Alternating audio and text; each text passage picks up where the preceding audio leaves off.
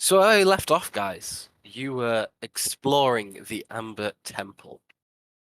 Um, so far, you've explored a few rooms, found a few corpses, some floating, flaming skulls, and some large and foreboding amber sarcophagi, which appear to have some kind of entities trapped within them. In your explorations of the Amber Temple, Moreau has seemed to be very invested in what some of these entities had to say to him. And despite your struggles, managed a somewhat conversation with one before another entity, a man shrouded in mist, has finally caught up with him. His hounds howling through the temple, and in a desperate culmination of fear and acceptance, Moreau has charged into these mists, red eyes glaring from within, and he has vanished into them. Now, with the chaos subsiding, you find yourselves right where you were, in the same hall, the same sarcophagi around you, the same amber temple, except Moreau is gone. As the mists begin to dissipate, almost like they're being sucked back out of the doors, back up the stairs. You guys are one person down. How are you all reacting to this? What would you guys like to do?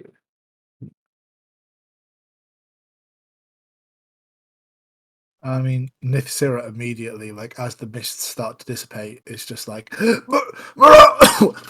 like still trying to like move forwards towards to like follow the mist, but like obviously the whole like lack of breath thing is still quite prevalent. She kind of stumbles like 5 or so feet forwards before like falling down to her knees to like be able to like catch her breath properly. That certainly was a magic trick. You can come out now, Molo.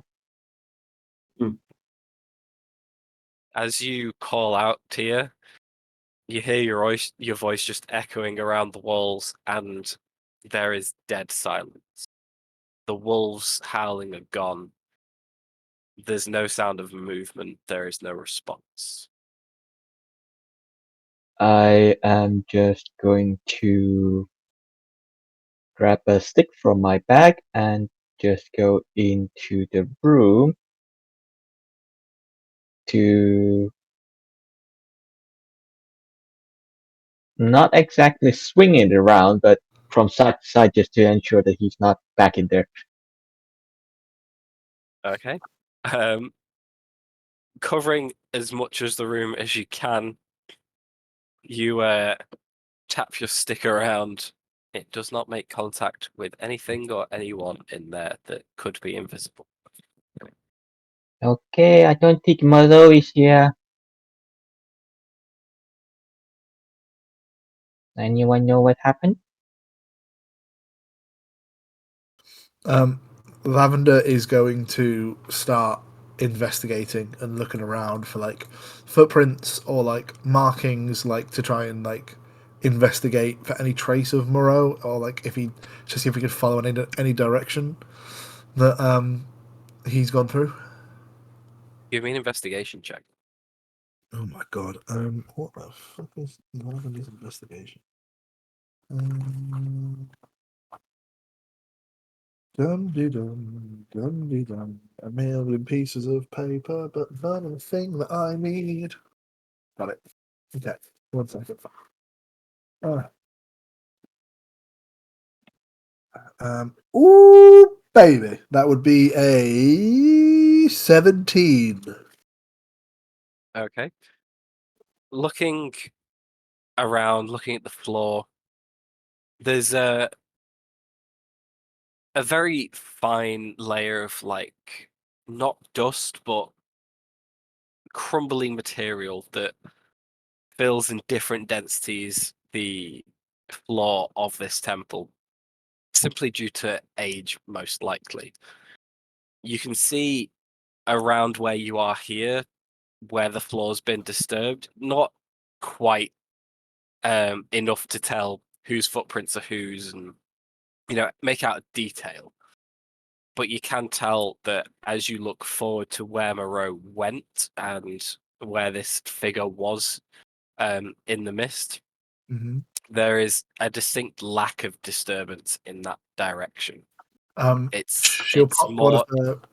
Sorry, carry on. it's more like no one's really been there. Yeah. When she kind of figures that out, and when that kind of twigs, she immediately casts the. She immediately drops a detect magic to try and see if it was like a magical escape or if there's any sort of leftover residue of like, abjuration magic or illusion magic or whatever, be it conjuration for portals or whatever. You know what I mean? You cast your detect magic, have a little scout around this corridor. There is no obvious signs of anything magical pinging to you. While Well, Lavender, oh, go carry ahead. on, carry on. Well, while Lavender is doing that, I'll be like, well, let's not panic yet. This could be a kind of test or trick. This place is full of secrets after all. Maybe we'll have to solve a puzzle or something and we'll find him in another room nearby. Fair point. Maybe that creature, the entity that came after him, has been stalking him, right? Yeah, That was the but thing that could be all part of it. I don't know. I'm just trying to look on the bright side of what appears to be a very dire situation. What do we know about this person, Well, these dogs? we I don't know a lot about it, but I pieced together that it's so that what Moreau also explained is that entity is one of the things that keeps the Lords of Dread at bay. So that entity that appeared is one of the things that kept Strahd here. Oh, shit. Yeah. I don't think we're going to find him in another room, unfortunately, Teffel. But at least we You know that never he. know. True, true. I love the optimism. I think that at least we know that the entity is at least connected to Barovia, and in some way or another. So he's got to be here still around, doesn't he? Surely, like still in Barovia, at least in the domain. Well, there's always one way to find out, and it's to go around and try to see where he might be. You're right. You're right.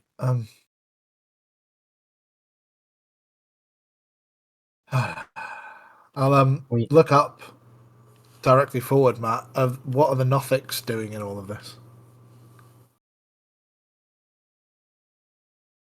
Lavender is pointing out that Moreau was going for the amber statue things. I'm assuming you mean the sarcophagi, Frankie. Um, and the Nothics are they have moved back into their room and basically are avoiding you now. You can see some movement in there. It's probable they were checking out whatever was going on with the mists, but they seem to have lost interest again. so they're back there squatting, it seems.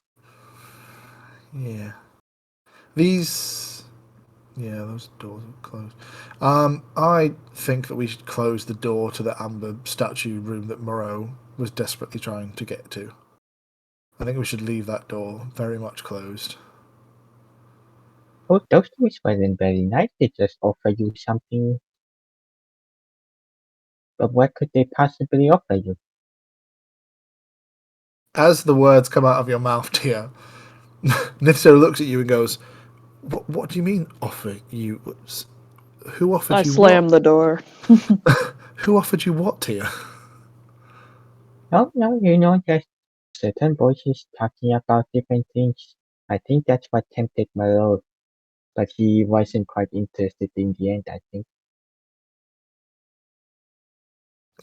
Nifsira nods at Tefel at the door slam and goes, I also think that we should leave all of the talking stones very much left well alone. And maybe we can use one of Thog's genius plans to secure this door. I think one of them were talking about something about the death there. Or something of equivalent of a great power or something similar. But why would we ever need a death there when we have Thog over here?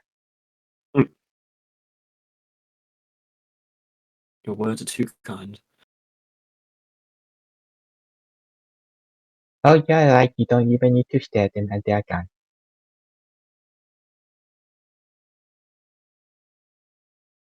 This would be to call After them I thought I do wonder. received. I do Well, wonder. Does Nautic accumulate magic by squatting? Or what is that behavior of theirs? I think it's just the way that they live. I think it's just their general stance seems to be that of a squat, from what I can see anyway. Hmm. I have had a thought about this, everybody, and I was hoping that Moreau would be able to answer this question because it's out of my knowledge field. But I was just thinking that if and Nisira kind of moves towards the rest of the group and kind of hushes down her voice in case the Nothics are still listening, and I'll look over my shoulder. Are they still hanging by the doormat, or have they all just gone further into the room now? They have just all gone further into that room now. Right. Okay. Well, my sword, I can bring it into existence and kind of leave it alone for a bit. But if it's too far away from me for too long, then of its own free will, it'll go back to a place where I can call it from again. Now, I was thinking if the Nothics do indeed have the part of the Jathaman that we need that involves Mordekainen's staff, perhaps we could interest them in, this dancing sword that does things by itself as a kind of trade. If we can do that, and then my sword will come back to me. Yeah. That seems to be worth a try. Yeah, I think that we should scout out the rest of this building properly, though, now that Moreau is no longer with us. And I think that we should see if it's somewhere else first, but it could be to do with those. But I still have questions about how Mordekainen came about his staff and how, if they had owned it before him, and I wouldn't feel right taking it by force. So I thought that maybe if we could do some sort of trading scenario or something. That But was also a good question. yeah, I think we'll cross that bridge when we get to it.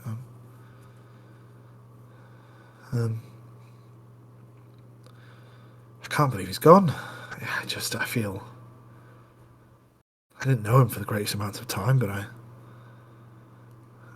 fear his presence is already missed.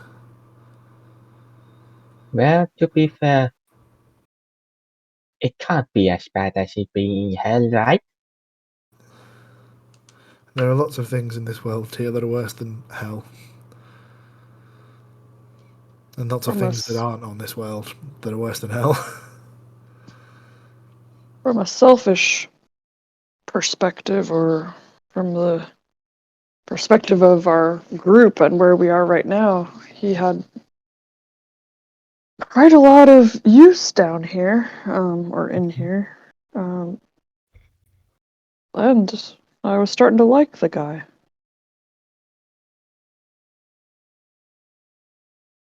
Hmm. I hope we can reunite with him. I think we should keep our eyes and ears open for any clues about his whereabouts. I mean, we have Definitely. this matter at hand, but uh, I considered him a friend, an ally, Definitely. and he deserves to be saved if that's a possibility. Maybe the punching bag and his friend have knowledge when we get back to the to the tower. His punching bag? Yeah, the punching bag. Malcor. Oh, I've done nothing but punch him in the face, like.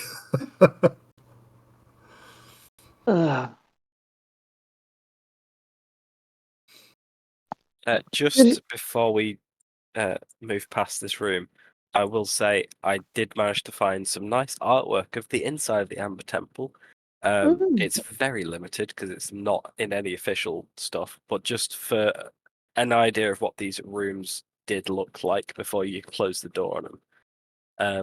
They are like this, nice and foreboding, with their amber Wow. sarcophagi. Jesus Ah. Christ, that's terrifying. It's like a my place God. is made of umber, but having the underwater effect when light comes through. Yeah, Yeah, It looks that's Fascinating. cool. I know it's supposed to be amber, but it looks almost fleshy. It's weird. it's a lot darker in reality than the actual map makes it. As you mentioned, there is more fleshy. It's like, and truly terrifying. With little buttholes in the middle. Mm. Those are the talking things, I think, if I remember correctly from that session. Talking buttholes. Talking buttholes. And the This fear is gone. this girl kind of Sorry. shimmy down and just like take a peek around. Capu, nice to meet you. Yeah, they can see me all they like. Right. Okay, I will shimmy along this wall, try and be stealthy. And then Mhm. First things first, give me a stealth check. Yeah, sure thing. I dog shit stealth too. I spent the most of my characters do. That's a hot 11. Okay, good to know. Second thing, Mhm. as you make your way through this arched hall back towards the main chamber, Yep. this arched hall rises to a height of 20 feet, and you can see your reflections in the amber glaze. But you notice something that Moreau, in his illusory form, didn't. The images in the mirror of the amber don't match your movements. Instead, it's you, but it's you waving your arms and silently screaming warnings at you. Oh, God. What? From within the wall, you said? Uh, kind of. It's definitely a reflection that you're seeing. It's just not what you're actually doing. Can I tell what Um, they're screaming? Can I work out what it is that they're saying? Give me an either perception or insight check. Can Tia see this? Both. Dog From shite. where you are, Tia, no, you cannot. You can see Okay. Nith's reflection doing this, yes, but you can't see yours. No. That is terrifying. Jesus.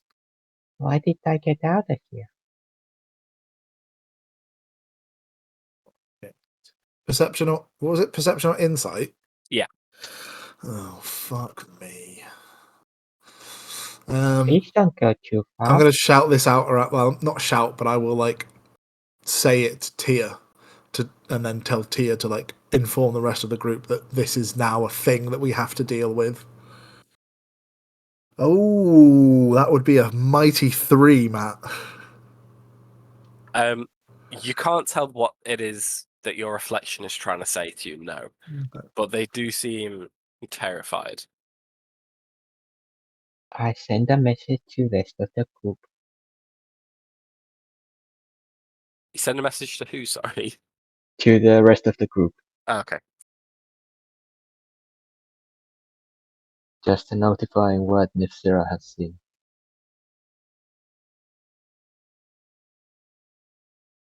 I mean, Lavender will quite happily come up, intrigued by the morbidity of it all, I suppose. Mm, And I think she's still got True Sight up. Yeah. What does she see? Give me a second to read True Sight. Do. I think it's an hour. Okay. Yeah, she's got True Sight for an hour from when we were in the room, and then the whole Moreau thing happened.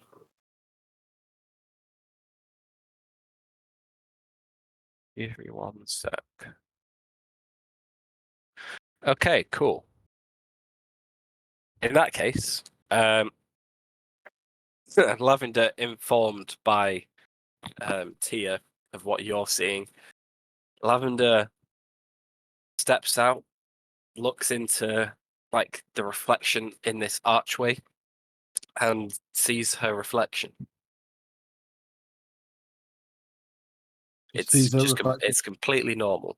And then looking at yours, it's the same. Only with True Sight, she's able to tell that there is some kind of illusory magic taking place on the inside of this archway. Alright, she'll drop her detect magic.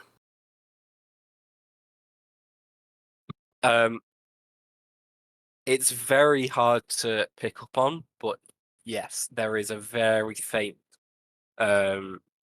signature of illusion magic on the surface of the amber in this arched section. Sweet.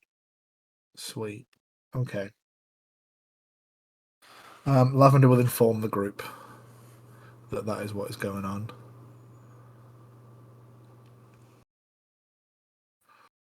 And to not take heed from this falsification. That's a creepy effect. Why don't we see if we see Mordekainen in it? Is it the same thing?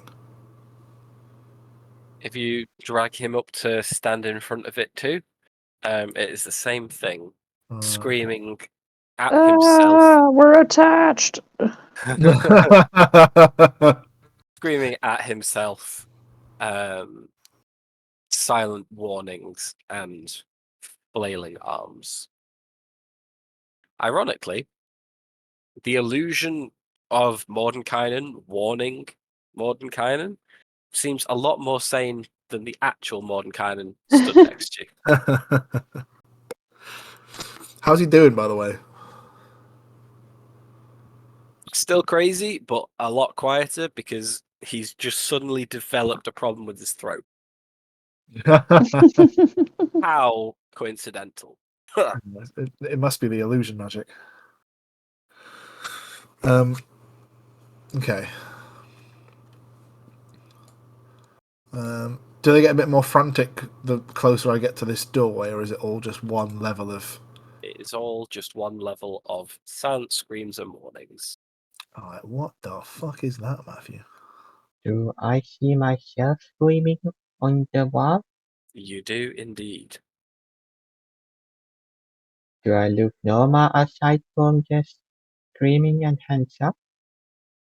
Aside from like the silent screams and frantic look on your face, yeah, you look exactly the same as you normally do. In that sense, it is a true reflection. As you head back towards the main room, you see that 4 black marble columns support the vaulted ceiling of the temple.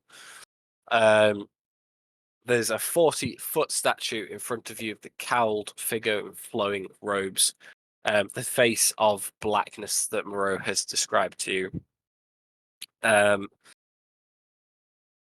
Flanking the exits of both alcoves in the bottom of this room, you see white marble statues of robed human wizards with pointed hats and golden staffs. One of them has toppled over and lies shattered on the floor. I found an image of this room too, just so you can. Jesus Christ! That's disturbing. That's horrific. Yeah, you've been in here for a while as well. I wish I'd found these earlier. That's sick. It looks like some old wizardry art or might and magic. Yeah. Oh, that looks like Yeah, it the main hallway. Yeah, so you are in this picture I've just revealed. You are at the bottom left alcove, between the 2 white statues at the bottom. Oh, what are the mosaics, Matt? Above the alcoves? That is just the artist's interpretation. Right, okay, no worries, no worries. Sick. All right. Can I? Do I get the sense that anything's moving in this room over here? Give me a perception check.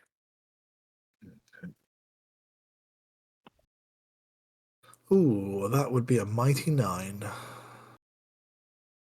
What? The whole group? Yes, I get to roll all perception checks for all of them. I'm invoking the mighty 9. You cannot hear or see any kind of movement in that room. You can tell that the doors that once sealed that room have been smashed. Pieces lying on the floor inwardly of that room. And from where you are, you can see little pieces of what probably used to be weapons, armor, and maybe a few fragments of bone. Right. Okay. It looks like a battle might have gone on in that room over there. I'll just scout ahead, and I'll see if there's. I'll get back pretty quickly if anything goes down. And I would like to try and stealth my way over to this room, please, Matthew. Okay. You proceed under where the marble balcony above you has cracked and is crumbling that you so tepidly stepped out onto before getting close to the room. There is indeed centuries old remnants of weaponry and armor in this room. It was probably an armory a very long time ago, but anything of use is long since faded away to time, usage, or given the bone scattered around the room, maybe a battle. However, the destruction and degradation does seem contained to this room. And did the magic eye go into this room? The door is closed, so it did not. Okay, cool. I'll pop back to the group then and let them know that there's nothing of interest in there, but there is a closed door that Moreau's arcane eye didn't go into over here if they want to scout that one out with us.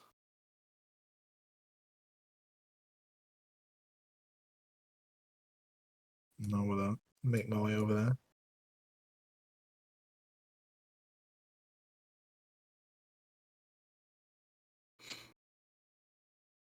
As you approach, it seems to be yet another large amber double door that blocks your way into this room. However, looking over, you can tell there is no physical nor arcane seal on it, as you are now familiar with the other smaller rooms.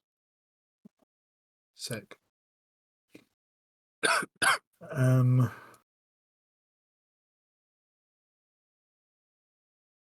I guess I'll give it a little shifty then and see what's going on. Can I hear anything on the other side? Give me another perception check. 7.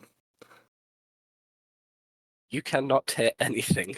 All right, sweet. I guess the coast is clear then. I'll push on the door. Okay. It is black inside. That shouldn't be the case. Just shift your token a minute. Get out of the way. Right. Like little other way, like just out of line of sight, so I can fiddle things around here. Yeah, right. I get lavender out of the way as well. That's right. There is still a very, very old thing there. Right, cool. That should work now, Sick. What the fuck? I hope. Huzzah, what the fuck is that? As you open this, as you open these double doors, you can see piles of treasure are heaped against the west and east walls of this large stone room. And at the back, a 10-foot tall statue carved from amber in the likeness of a hawk-headed humanoid stands in a wide alcove. Behind it, a crack has formed in the wall.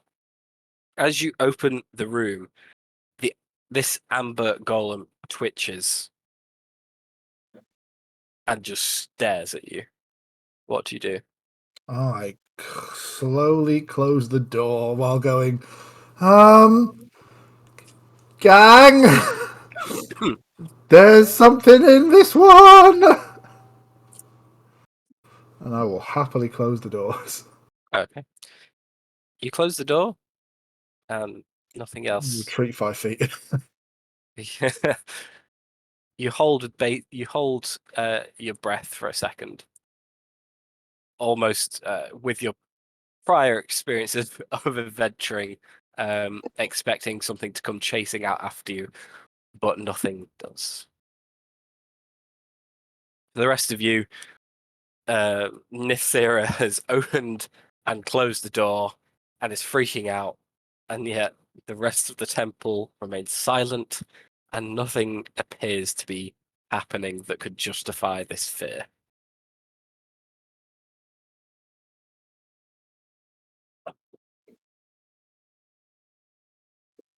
What did you find?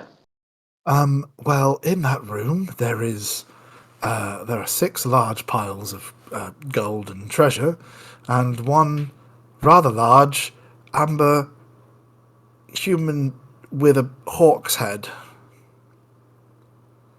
And it looked Was at there me. a staff there? It Unfortunately, looked at you. When I opened up the door, the big statue just looked at me and like moved and stuff. Oh. But there is a large crack in the back of the room that looks like it goes into another part of this place. So that looks like a bit of a. That might be somewhere that might take interest for us. But there is that individual in the room. But it didn't run at you or anything. No, it sort of twitched and then looked at me. So it clocked you. Mm-hmm. But I then closed the door, and it didn't come charging towards us. Hmm. It's kind of like the Nothics. Maybe it's been tasked with, like just not letting people pass or guarding the treasure. Okay. Why don't we put this on the now we know what's in the list, and Mm-hmm. see if there's anything else. See if there's another way into the room that looks like it's behind that individual. We might not have to deal with it at all. Okay. Well, that seems reasonable.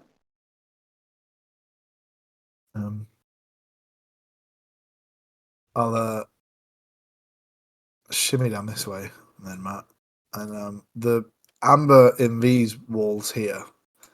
Do they also do silent screaming? As you step up and see your reflections, they do.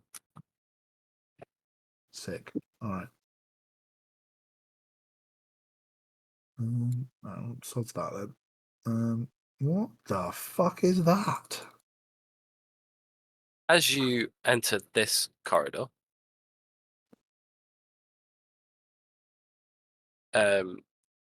you can see once again the walls and ceilings of this great hall are coated in amber.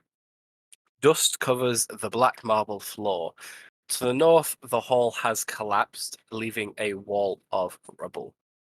Many amber doors lead down this hall, and standing in front of the south door are three stone ugly women.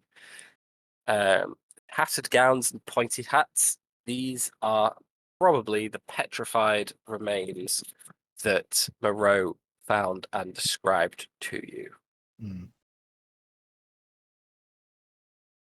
Oh my god, I know what those are.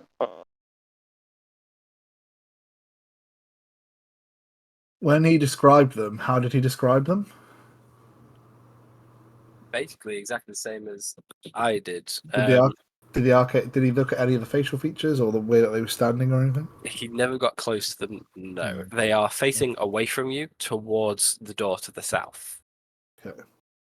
Other than that, they seem remarkably lifelike, except for the fact that they're completely made of stone. There was no reason to call them ugly, right? Mm, But on the other hand, that is incredible details and artwork. I wonder who made those.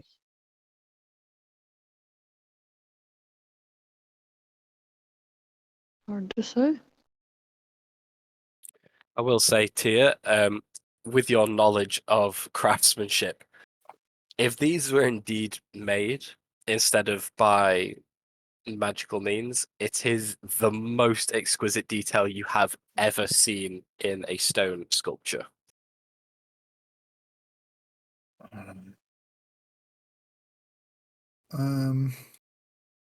Right. I must get the name of this maker. They might be very good with something. Maybe they made the model in a few rooms back as well.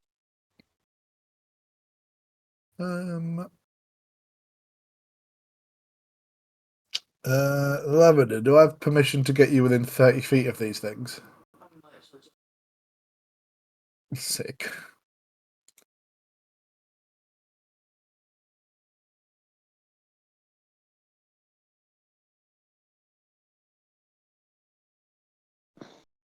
Does Lavender know what they are? Lavender can give me an Arcana check. Sweet. Where is Lavender's Arcana? You would be correct. Well, that is a mighty 12. Rolling like dog shit, right?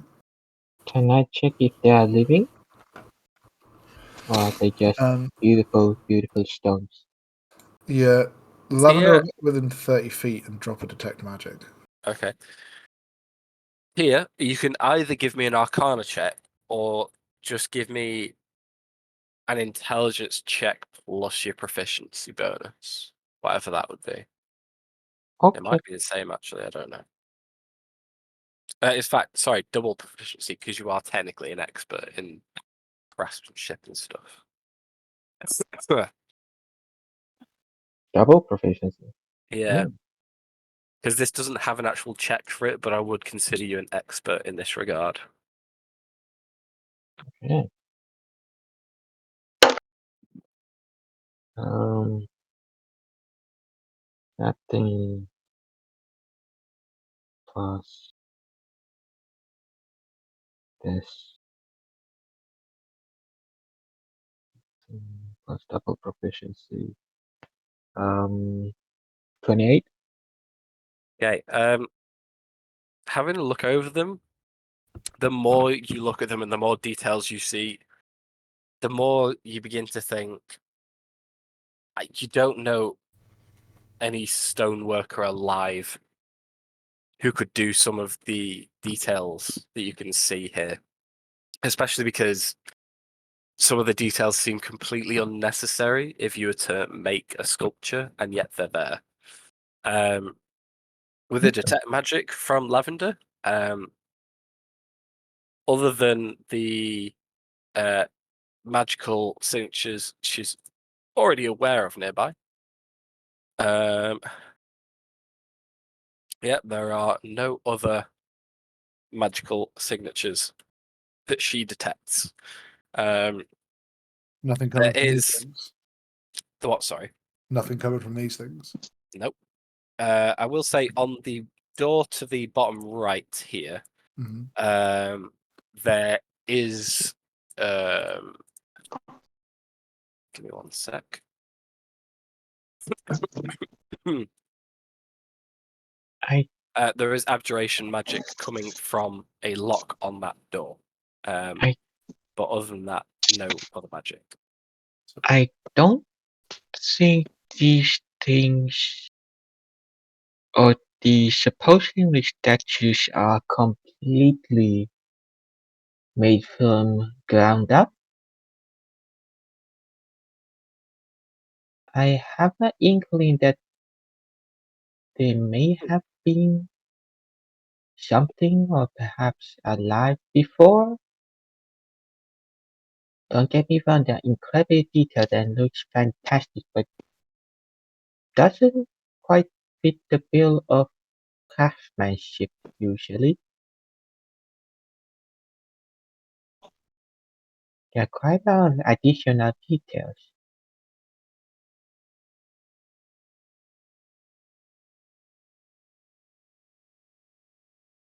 It's a bit weird that they're just here, though. Right? Are they looking at a very specific direction, all three of them, or are they more haphazardly looking somewhere else?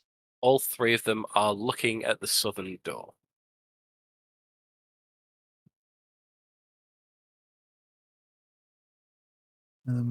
Well, fuck the How southern door. are their postures? Are they having a screaming face, looking a bit surprised, or are they trying to run away? None of the above. They seem to be inquisitive, almost like ponderous.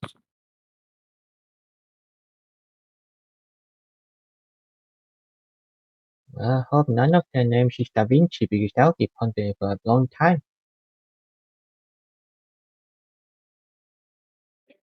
Wow. Oh,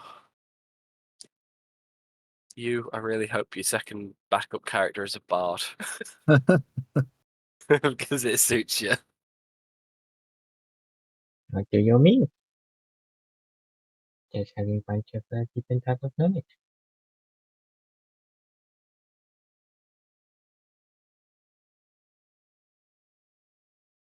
Are any of you doing anything in this corridor? Yeah, I'll go over and give this door a shifty. Does it? Is it locked? You try the door. Yeah. It is not locked. It is another amber door. Right. I'm gonna swing. Opening up this room, furnishings of this bare stone room have been succumbed to a decrepiture. Standing in the center of the room, its head scraping the 10-foot high ceiling, is a vaguely man-shaped construct made of dark wood and riveted iron. Its helmed head stares blindly in your direction. Cobwebs stretch from this terrible artifice to the wrecked furniture that surrounds it. Tia, this looks like something that you'd be very interested in. No, what is it? It's a big metal and wooden person thing. Oh, that is very cool. I wouldn't get any closer though. I would like to wave at it. Hello. Roll for initiative. You wave at it, nothing happens. Do I see anything else in the room, or is it just that thing? It appears to be just that. Everything else seems ancient, broken, and rotted away. I would like to step one. I would like to step 1 foot in the room, just to test it out. This thing doesn't seem to react in any way. They are very patient for their prey, aren't they?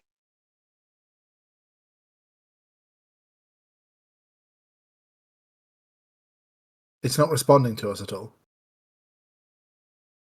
It is not, no. Tia, I think maybe we should let sleeping dogs lie, as they say. And Is there anything else in the room? Not that you can see, no. That is very interesting. But as everything else I've told us so far, do not go into the room. I shut the door. yes, good call. I will mark that up and come back later. Yeah, we'll come back in a bit. Good to know.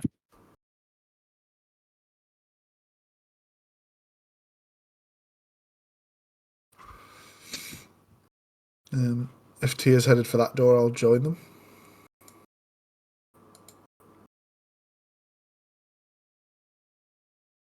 Again, it seems like an unlocked amber door. Would it be polite to knock, or would that just alert someone?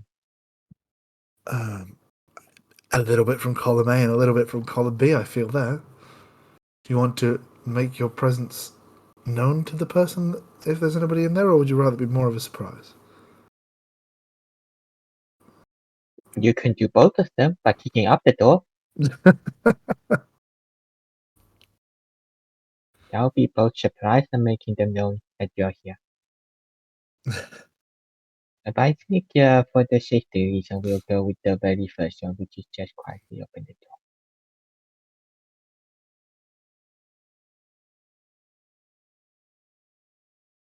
I would like to quietly open the door, if I can reach the handle. You can. Slowly opening the door, you see a white marble bed stands in the center of this bare stone room. Its mattress long since rotted away. Golden hawks perch atop the bed's corner posts, and the room's remaining furnishings have been reduced to dust-covered heaps. Cobwebs cover arcane sigils carved into the walls. Sorry, say that again, Matt. cobwebs cover arcane sigils carved into the walls. Ooh. Can I have a look what they are? Lavender will immediately assist you the fuck with that. Yeah, That sounds very interesting. give me an Arcana check at advantage, Tia.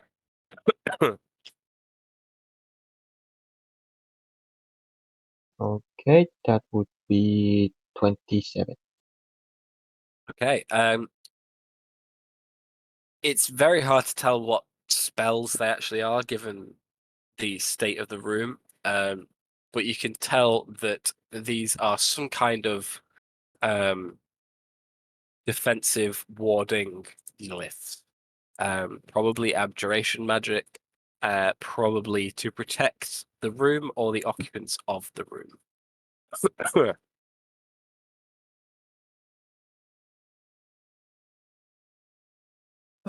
Is it? Do you think we should take the golden hawk? We should take the what?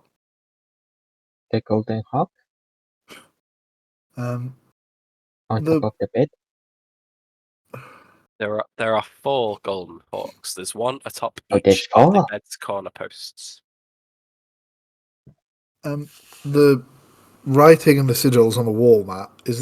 Do I recognise any of it from any that I've come across? It's too hard to discern what specifically they would be for.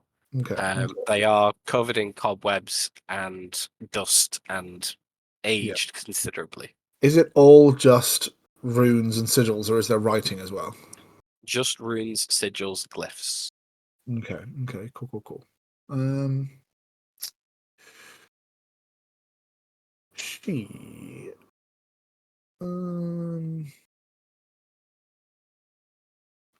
Is there like a? Oh yes, I'll go over and pick up a sizable stone from this pile of rubble over here, and Okay. I will throw it into the room to see if any of the sigils or anything react. The stone clatters across the floor, and nothing happens.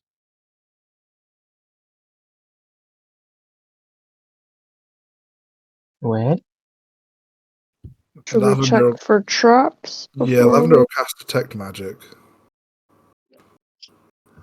With the detect magic, Lavender can reveal that while these sigils and glyphs probably once held the defensive spells that are carved into the walls, the magic is probably long since faded, as she can't detect any magic of the sort coming from inside this room. Wait, does she get a better knowledge of anything in here?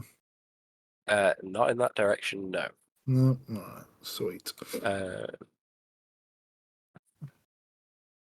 Did you say that you wanted the forks, Tia? yes, please. I will step into the room and try and get the forks for them. 4 of these golden hawks from each of the bedposts are reasonably easy to remove, considering the age of them. Go ahead and note down that on your Are you actually saying hawks or forks? Hawks. HAWKS. Hawks. Okay. Hawks. Sweet. I'll go forward and give them to Tia. Thank you very much.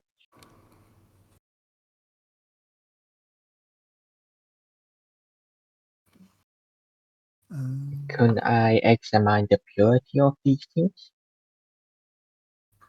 In Yeah. terms of how worn they are and how much gold properties they have left.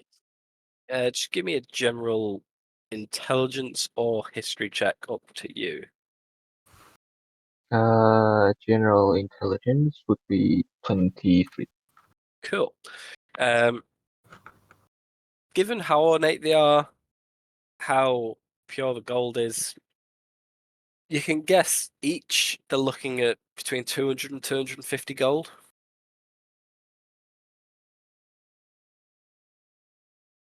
That it would be very good material to use. Okay, we can have it. I'll put them in the bag. Okay. Maybe I could make something that will contact electricity using. That sounds very interesting.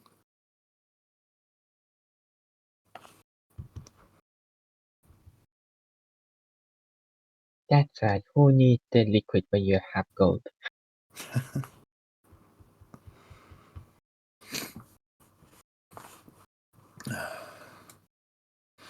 You said that this lockdown here, Lavender, got abjuration magic off of it, right? Correct. Alright, sweet. Does Lavender have spell magic? We'll say, based on that and what you have experienced previously, Mhm. this is probably another arcane lock spell. Yes.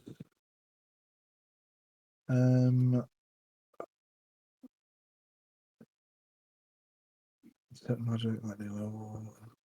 This flame, mystic step.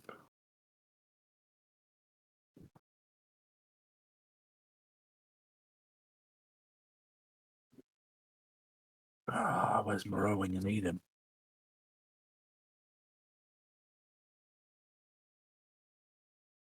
Don't look at me. I already used mine for the day.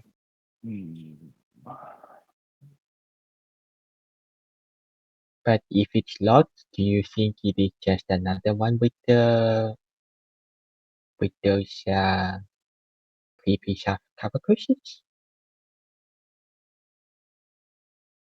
I mean, if it's locked, then there might be something interesting behind it. Better than cushions. I feel like the curiosity would kill a kobold at this point.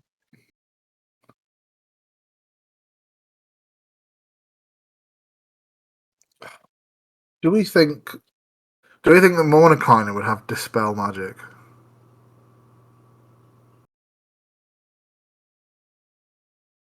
Because I could potentially, I've got one more blast of potentially getting him. We can back to try, sanity. but I thought he was kind of incapacitated at the moment. Oh wait, hang on. I do have something for this. Just a moment. Can't remember how it works. Um,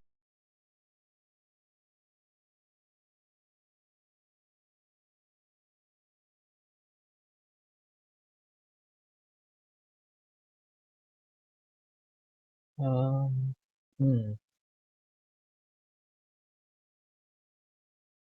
Oh no, never mind. I can't use that. I I had will. tiny magical trinkets, but it doesn't really work. I will remind you, Nithsira, that Mhm. your ability to alleviate his current mental state did not bring back his ability to use his higher level spells last time, as it's more of a Yeah. plaster rather than a Right. fix. Cool. Not panicking in the slightest. I don't know what you're talking about. Jesus, right, okay. Well, I guess the only door left we've really got to investigate is the one with all the statues towards it.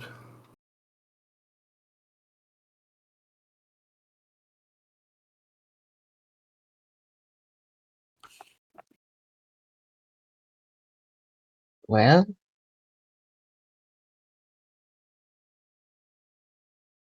Well, I mean, my soul's kind of forfeit anyway, so I mean, why I not? don't know what they have seen, but whatever they have seen, I don't think they want to see it again.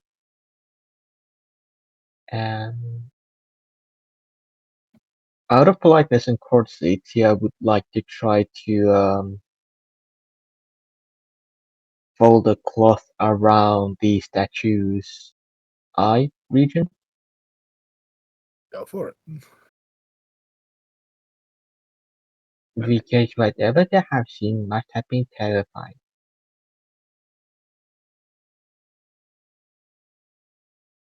Okay, Tia. As your passive perception is very high, as you approach Mm, to do this, though you realize they are looking at the door, now that you're closer, you can see just under the foot of the middle one, there is, beneath dust and debris, a very small but very obvious to you small glyph carved into the floor. One that appears now to be inert as far as you can tell. oh, okay. Um,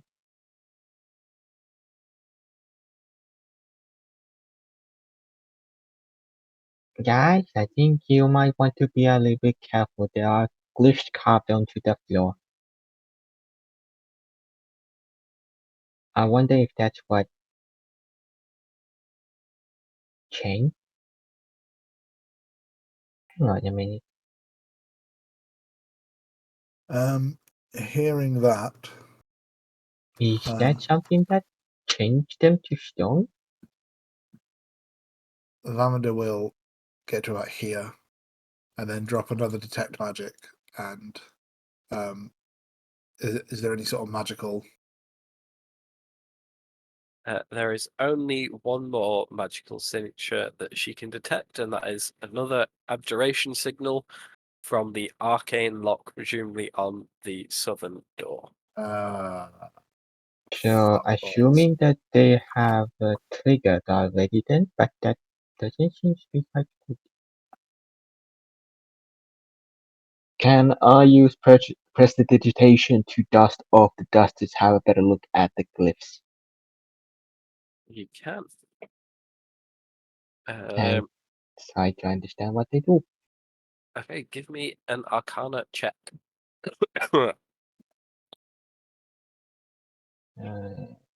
16 plus 9, 25.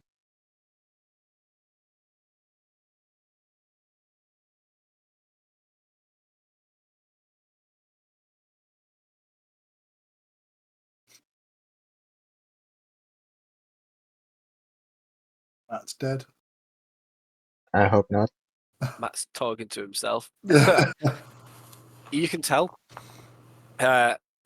looking at what remains of this glyph that's visible to you, as half is under a stone foot. You can't say with absolute certainty, but the symbolism you can see reminds you of something akin to the flesh to stone spell. It is probably a trap they set off, which petrified them. Oh, yeah.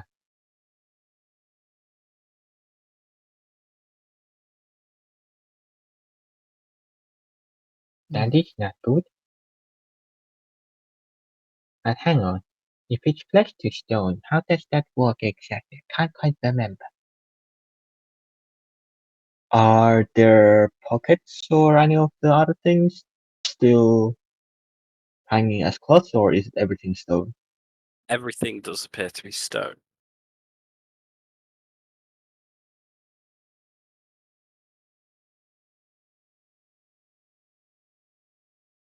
Can I still check their pockets? You can try. I will try. Give me an investigation check.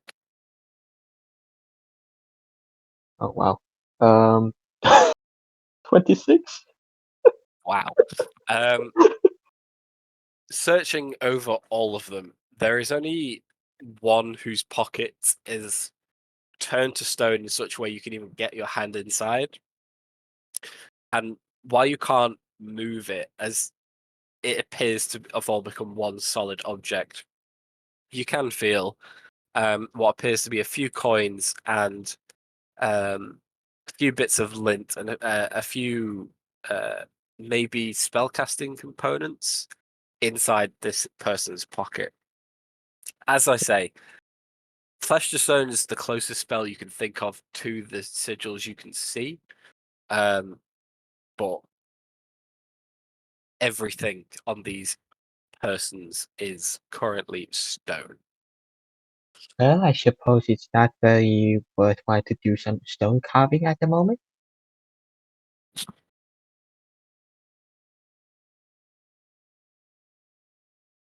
Hmm. Well, I guess we try and slip past the hawk-headed individual if both of those doors are locked by magical means. That is true. But if this whole place for that door is heavily guarded, what if he's trying to protect them from? Well, I mean, it's the only place that we haven't been to apart from these locked rooms.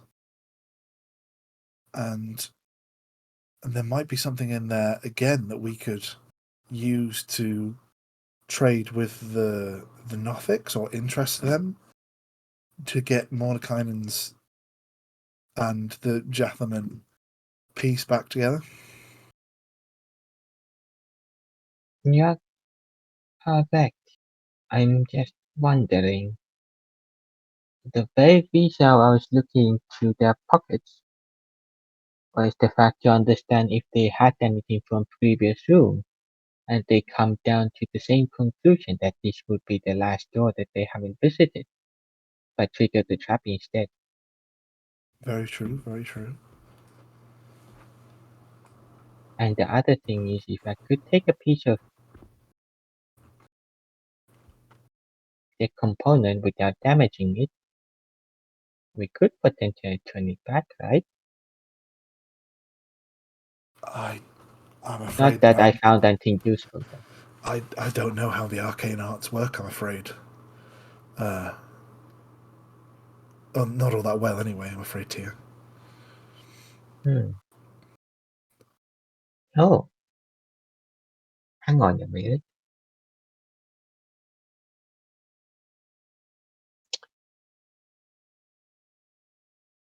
Matt, would Yes. I remember anything if it resembles a flesh to stone? If it were to be reversed and the features of the stone were to be shaped, would that damage the original person or would the change remain? Okay.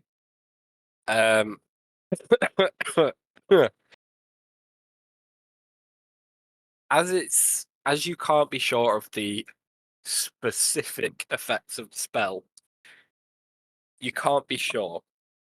However, if it's very similar to Flesh to Stone or other such petrification effects like it, any physical breakage or damage would usually carry over to the individual or to their clothes, to their apparel, etc., if they were to revert back to normal.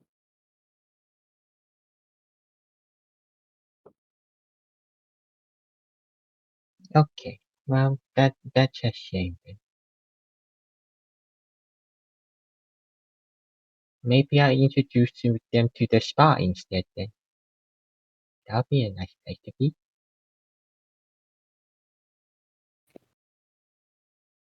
Um,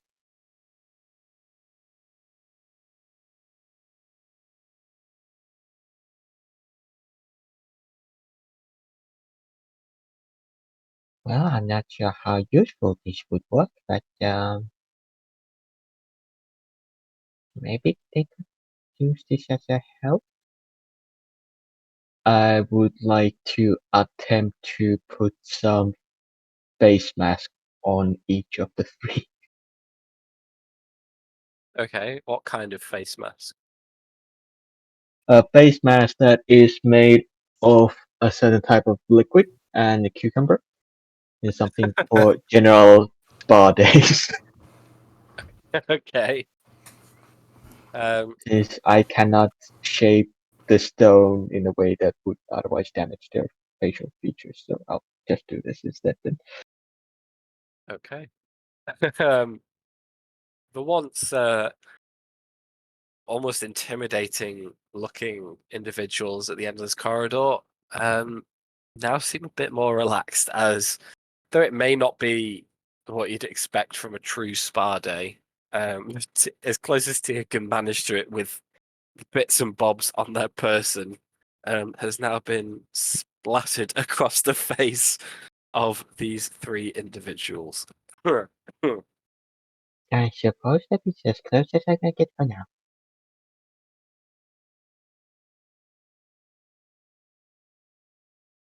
Also, I have no idea how long they have been here, but might be their first bar in 200 years or so. I don't know.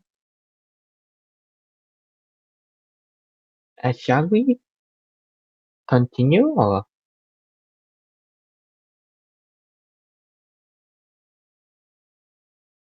Sure Yeah, thing. I mean, I feel bad for these people if they were turned to stone, but we also don't know who they are. We could help them and they just immediately kill us all.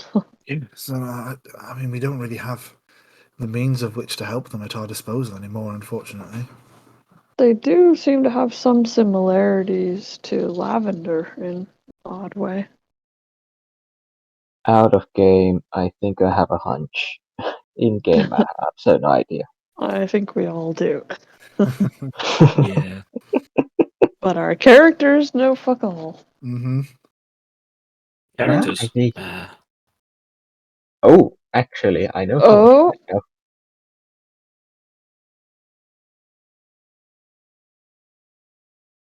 Oh, I mean, there might be someone here who has more than just a hunch. Hmm. First-hand experience. Well, what do you propose we should do? I mean, we could try and see if the hawk-headed individual would let us pass by them. I mean, that's the only other place that we haven't really been into. Maybe. Sorry to interrupt, No, carry on. but you just made me think of those hawks that you gave to Tia, Mm-hmm. You or have that the you same idea? acquired for her. What if? I mean, he's got a hawk head. He might like these little figurines, and 250 gold values. I mean, that's pretty good. We I could mean, use it as like a bartering tool. anything's worth a shot. I think one would be for bartering too, and the other one would be just attaching to our heads and see if they would react in a more friendly manner. Matt, would I know anything about like the symbolism of hawks? In what context? That um in like a lore context or myth context? Feel free to give me a history check. Oh, I mean, someone that knows more about Arcana, but I'll give it a try. I mean, Lavender will more than happily help you out. Oh, 7. But maybe someone with arcane knowledge could see if they know anything about hawks, magic, or 22 ooh, for Lavender. nice. So Lavender would know about associations between hawks and familiars. In this specific context, hawks on the bed, hawks on these creatures, there wouldn't be anything specific that I could tell you that would lead you in any specific direction for why this symbolism is being used. Okay.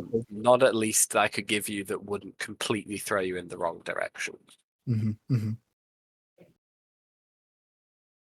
So when it comes to this kind of symbolism that you're seeing, it's very hard to tie it to anything arcane or historically significant, at least at this point. Cool.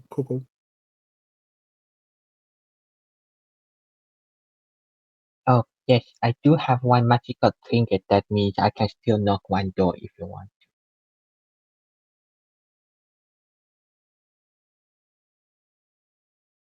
Sure thing. Which one?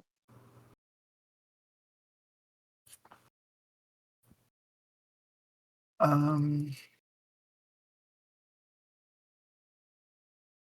can Sorry, only knock one.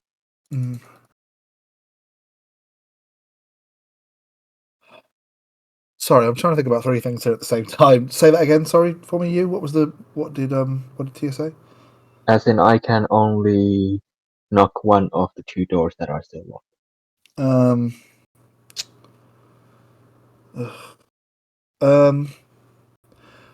Well,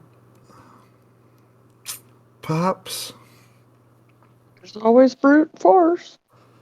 Yeah, but they're big fuck off amber slabs. Like I think we'd all have to be here for a while to get through them.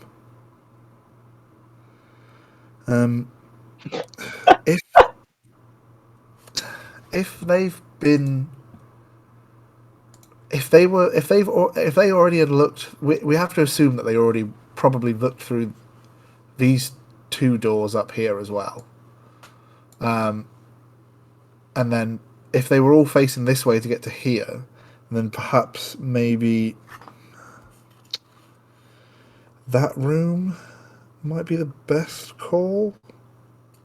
I will remind you that Moreau has scouted out the southernmost room. It was the one that had a hole in the ceiling. Right, okay. He reported back to you that 3 skulls sit atop the amber sarcophagi in there. And we haven't seen anything like that in the other rooms, right? No skulls? Just amber sarcophagi. Correct. Maybe And that... the black tiny dot wiggling around in it. True. Maybe that one then? Which one? The most southern one, the one that has the skulls in the room. So why would I want to open that if there's three skulls? Yeah, remember that's like where the witches were looking as well. If we do open it, we'll have to be super careful. Well, the witches returned to stone, presumably by the tap.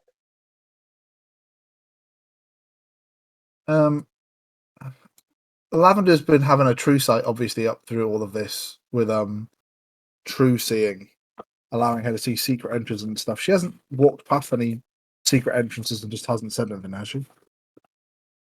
Because originally we were up here So to get to this door, and then I was about to say no. I forgot it can also see secret doors and stuff, can't it? Yes. Let me read the full thing to you. No, it Is says it hidden by yours? magic. It seems True they're seeing, playing. yeah. Notice secret doors hidden by magic and seems to the zero plane, all actual range of 120 feet. True sight as well. Yeah, so the only thing that I've not announced is that the illusions were in this archway as well. Cool.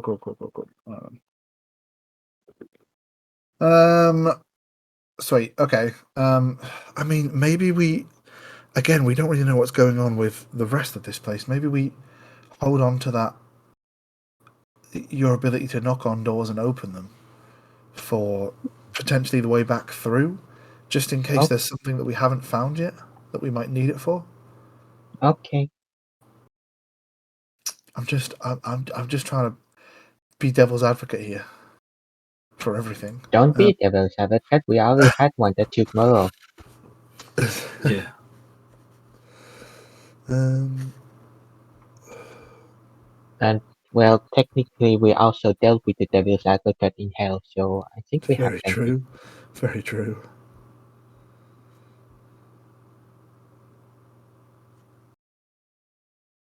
Is there anything such as angel's advocate?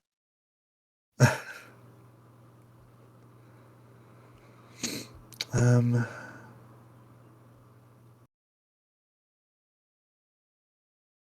So what are you doing, guys? Well, it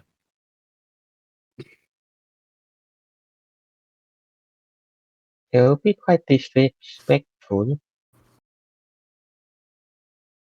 But stop. Do you think one of those statues would make a good battering ram? Upon hearing the classic call to action, Thok is going to nod wisely. Yes, definitely. But I must admit, it's probably going to cause irreparable damage to the statue. Oh, you're probably correct. Maybe we should do that. But if you have anything else that could be used, I have no problem. But that specifically, probably very damaging.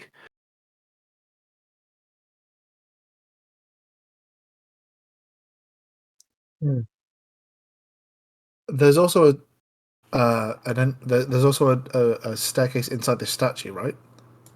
That Moreau pointed out.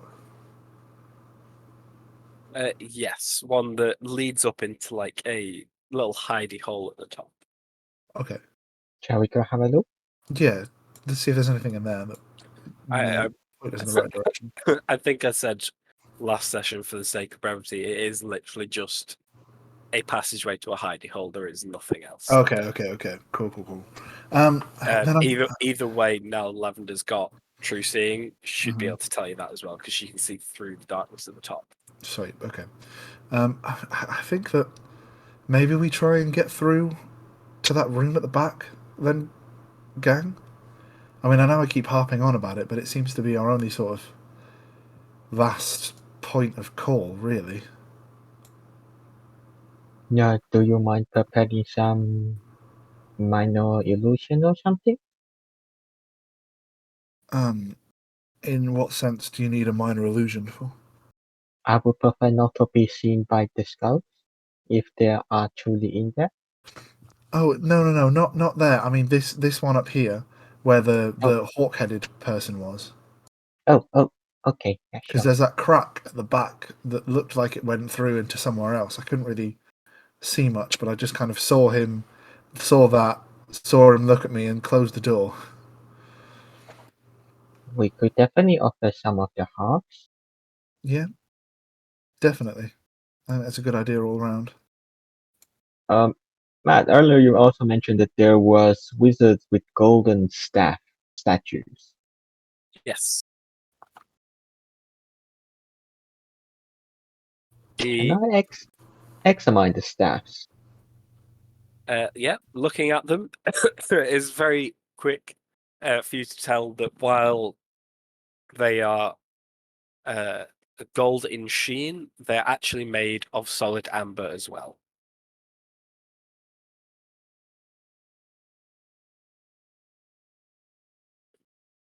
They do appear to be decorative.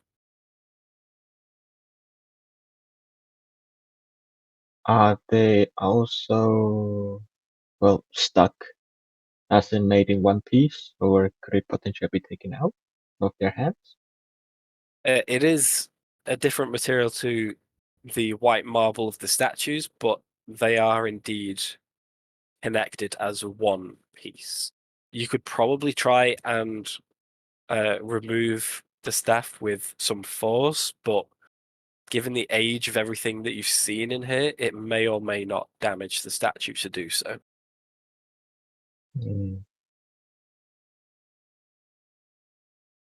I was just wondering that if everything is made of amber, would it be useful to have something like an amber rod to plot around? I mean, potentially.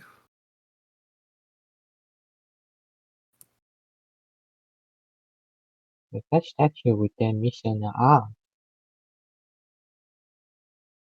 Well, are we saying that they're lending us an arm? Or a hand?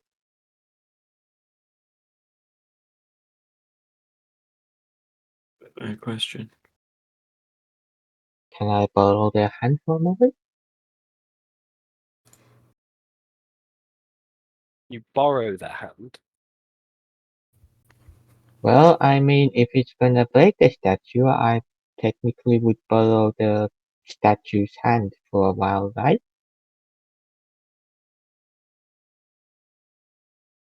Beautiful. Right. Okay. Okay. So you're trying to pick up a hand from the broken statue. I'm trying to take the amber rod, but most likely it will break the hand, so I'll borrowing its hand. Oh, so you break the whole thing off. Okay. Which statue are you doing this to? I mean, I'm trying to be as gentle as I can, but If it anyone makes over you here? feel any better, Tyr, I do have mending, Oh, that would be great. because then we can put them back or put it back on again. Okay. Give me an athletics check, please. Look, I might need your help. Of course, you can have my help. I say, would you be so kind? Of course, not a problem. Thog will quite happily trot over to where Tyr is, and which have just lost you on the map because I haven't moved my token. Matt, would you mind just chucking me over? Thank you, Andy.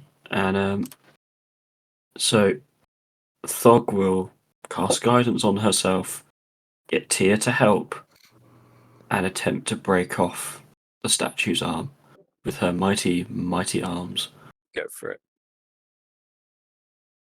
Advantage and guidance. Life is good sometimes.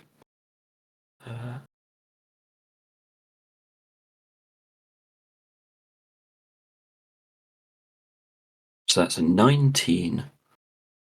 Okay. Only Cracks, with Tyr's help. cracks splinter up the marble's arm. The lower of the two arms breaks off entirely, but you do manage to break off the hands holding this amber staff. Okay, now that we have amber stuff, we can use that to plot around. Should we put these Yeah. hands back together? Mending for a minute. I would Pachoo, like to pachoo. also use mending to help to mend Okay. it back. I will say, as they go back on and you begin to cast mending, it's not the best of fixes. But with Tia's help and guidance, over a few minutes, you can get the hands and the arms to look reasonably like they used to. There's still a small few chunks of marble where it's like shattered and flaked away that are missing. It's clear it has been broken once upon a time now. But yeah, Oops. you can fix it back roughly to I'll how it was. I'll Minus, give a I'm assuming, the amber staff. I'll give a tiny bow in terms of courtesy and a thank you for the statue and go along our way with the amber stuff. It frowns at you. It doesn't really. I just wanted to shit you up. It's fine.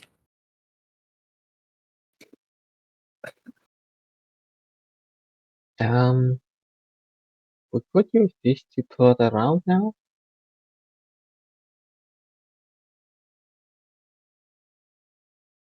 So, what do you think? Is amber a durable material? As to Thog's very limited knowledge, she doesn't know just how durable it is. But when she gave it a whack last time, it didn't feel that strong. But that is again relative to Thog's strength as a whole, Oh, not right. a flat measure used to how should I put this? Give a fair example. So as we speak, instead of having a common measure in terms of a fruit like a banana, we'll measure everything in terms of Thog's arm strength. Yes, Dear that makes God. sense.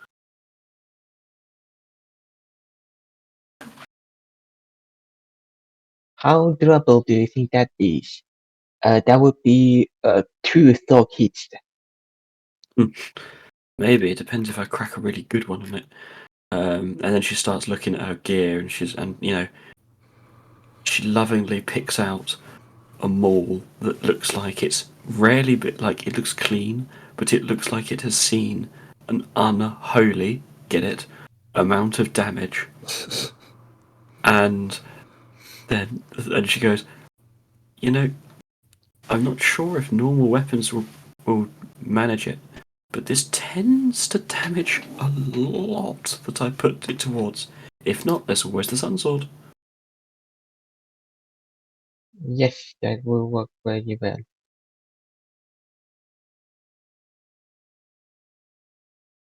You don't want to dull your blade, though.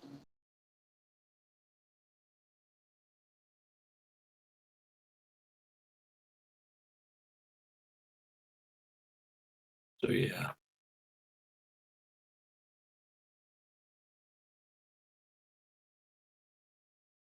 So So what are you doing with you your? will need to tell me the strength measurement. This would be a new currency for all the durability test. That's a new gold standard. That's true. So if we take the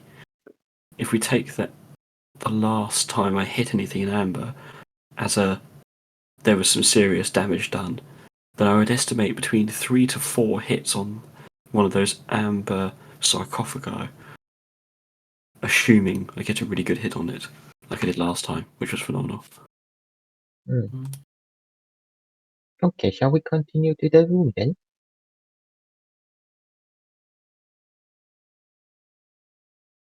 Probably not, but we're going to anyway. I mean, what else would we do then? I mean, this place is massive and still very unexplored from the looks of it. Yeah, that is true.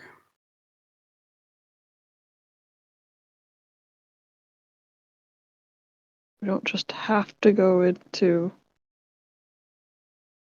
a room. However, we do kind of know what's in there, and it wasn't immediately aggressive necessarily, so it's worth a shot. Yeah, definitely. You can always close the door again. The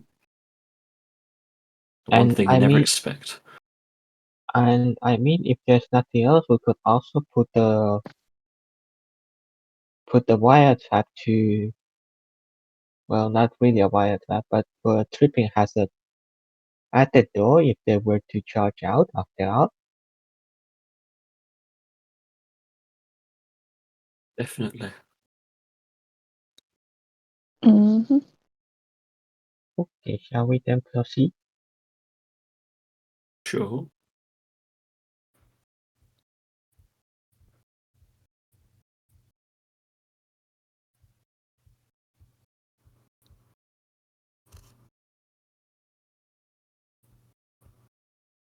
Nith, are you leading the way? Oh, never mind. I'm just following behind these two. They've got the amber and everything.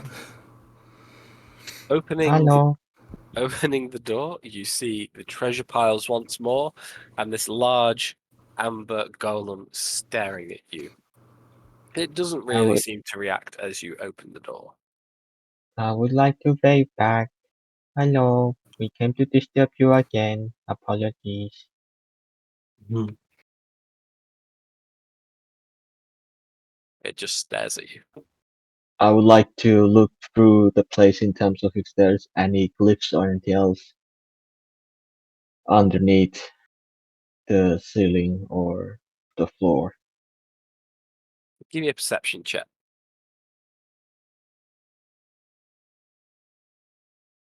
19. Okay. Looking around the room, no glyphs that you can see, no obvious traps of any kind. These piles of treasure seem to contain many things, including coin and old bits of weaponry and armor. Other than that, it's a pretty bare room. The cracks at the back of the room look like they're about 3 feet wide each and about 8 feet high. And do indeed, as Nithsira was saying before, seem to lead into a larger room behind them. Well, this is only one way to test this thing out. I would like to attach one of the golden hearts on top of my head and then wrap around myself in cloth and poke 2 holes and go in. Okay.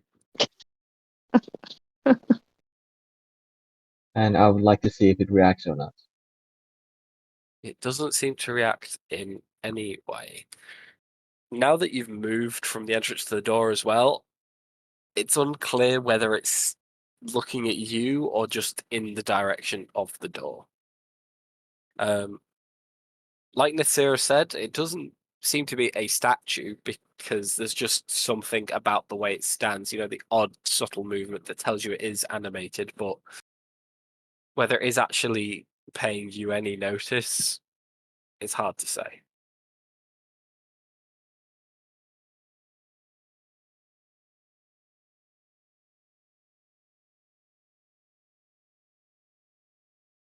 Now, like slightly to the right.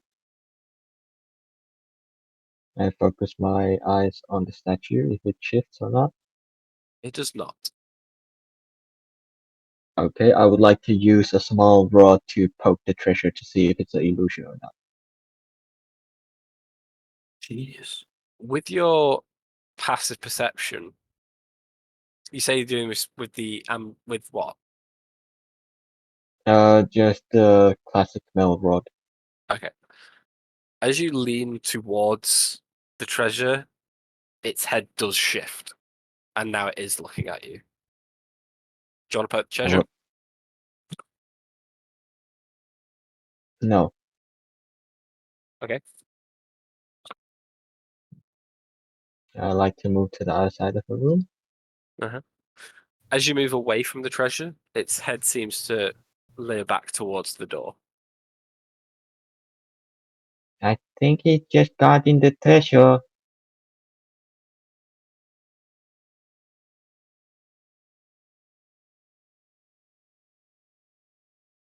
That doesn't doesn't necessarily mean it's a good thing, but I hope it is. A I'd nice like to idea. prepare dodge action as I move closer. Okay. Mm, I It would like doesn't. to move past it. Okay. It doesn't move as you approach. Doesn't seem to acknowledge you in any way, really. Then send a message to say that it seems to react to the treasure if we get close to it, but otherwise doesn't really mind us. Incredible. I will follow the path that Tia took without the left and right jumbles. Okay. Is it Again, still chill? it doesn't seem to react in any way. Amazing. I think it's okay, guys. Like Tia said, so long as we don't disturb the treasure, I think it doesn't mind us being here.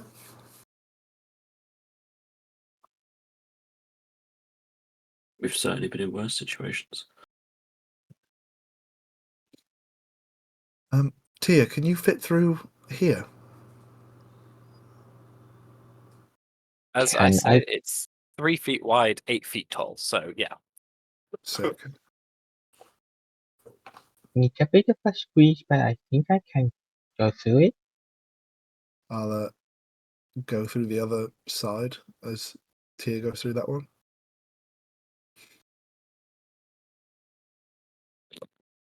As you go through and make your way into a large room beyond, you see a golden marble staircase with a black marble railing hugs the north wall as it spirals gently up a 30-foot wide shaft. Lying in the middle of the room are 6 wooden crates. The amber-covered walls are sculpted to look like tentacles that entwine around the marble bas-reliefs of kings, queens, pharaohs, and sultans, attended by myriad slaves. The west, south, and east walls contain alcoves, and standing in each alcove is a tall, rough block of amber. The cracks that you have just walked through spill rubble and shattered pieces of amber onto the floor in this southeast corner of the. It's from the opposite angle that you're looking at, but here's a rough image of the room. Huh. Interesting. I mean, I'm not sure what kind of physical or a very strange person who enjoys these weird tentacle arts. But I suppose I'll ignore them. Here, due to your background again in creating things, I will say it's obvious to you straight away that these 3 sarcophagi seem bigger and bulkier and denser than any of the other ones you've seen.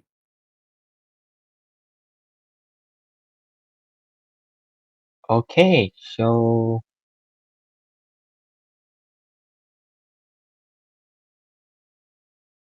if my guesses are correct, presumably, do I see any kind of black wiggly thingy in sarcophagus?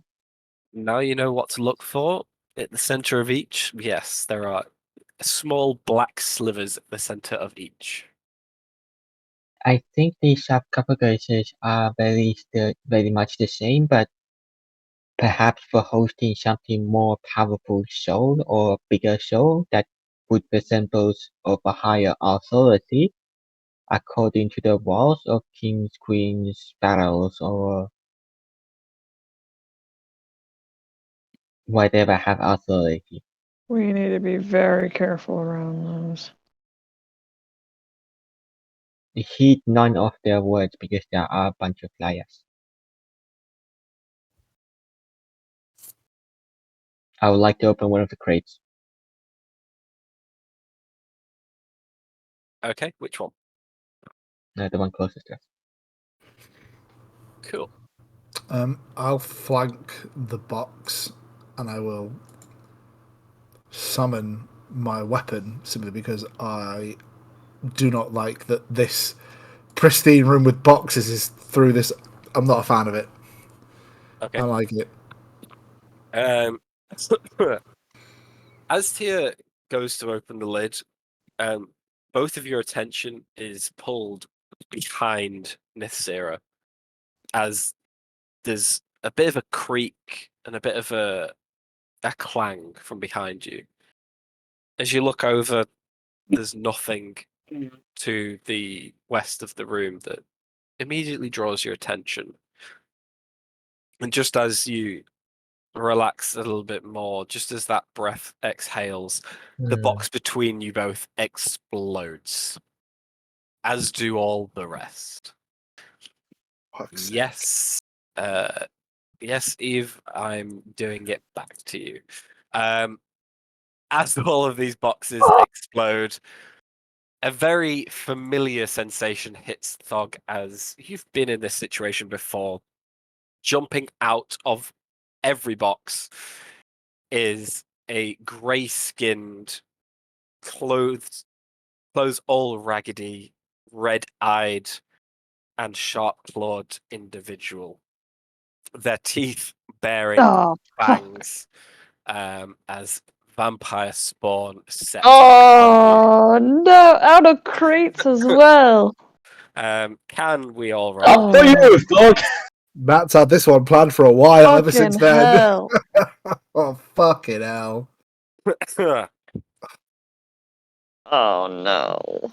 How badly did Eve hurt you? I'm sorry. Yay! And I get to die! Oh my fucking god. I'm so bored of rolling shit initiatives on this fucking Should have taken website. alert, man. Well, Should've taken I'm alert. still not rolled above a 10 today, so there's that. Lavender. Lavender got 10, Matt. Cool. So did Teffel. Just Eldritch Blast everything. Mm-hmm. Mordenkainen will just share your initiative, Heffel. And we'll just go after you. Oh my god, they got a 20 fucking 1?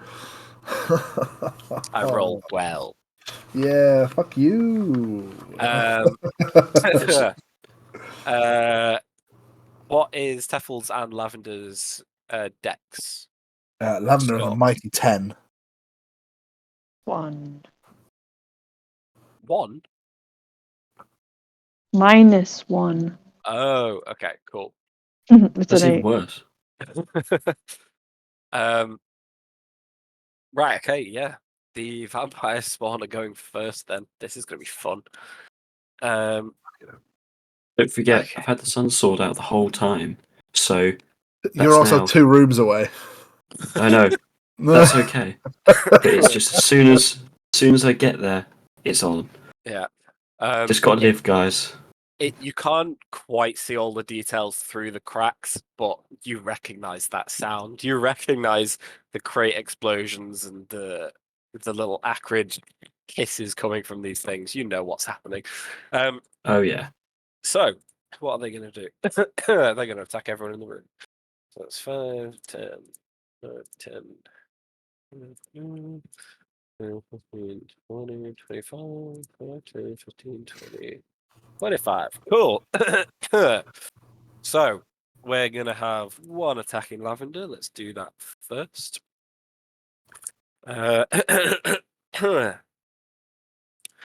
So, that it... I'm so sorry. That is a 25 to hit and a natural 20 to hit. On the 25 to hit, she will use her reaction to do Misty Escape. Ooh, okay. So that natural 20 can get fucked, Matt. Well, I've already rolled it, so it just means it's going into somebody else. Sorry, Tia. So that is a where's my dice? That's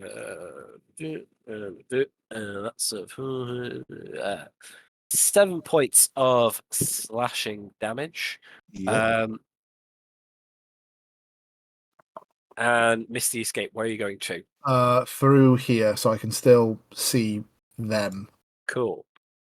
So she takes 7 points of damage, yeah? Yep. Sick. Alright. That's a pen. Don't worry, I'm going to 25. You're also invisible, right? Misty Escape, yes, does invisibility as well. Okay, in that case, it will not be chasing you through the gap. It will turn and attack Tia. I'm so sorry, Tia. So yeah, that's natural 20 to hit. Again, not Uh-oh, this is not good. working. For a total of, Matthew, So can you I don't get know what their armor class is. Natural can 20 is I natural get 20. can I get advantage of being short? Roll disadvantage. Okay. Yeah. Ba, ba, ba, ba, ba, ba. Cool. Where's me dice? 1, 2. So Do we still have these temporary hit points, by the way? How long has it been? not that long. So I'm assuming you all do. Oh, fucking sick. She doesn't even get hurt. That's amazing. You should have temporary hit points until you do a long rest. Yeah, boy. Nice. She's got 4 hit points. Cool. That is going to slash at you for 9 points of slashing damage. Tia. Okay. The one above you is going to do the same.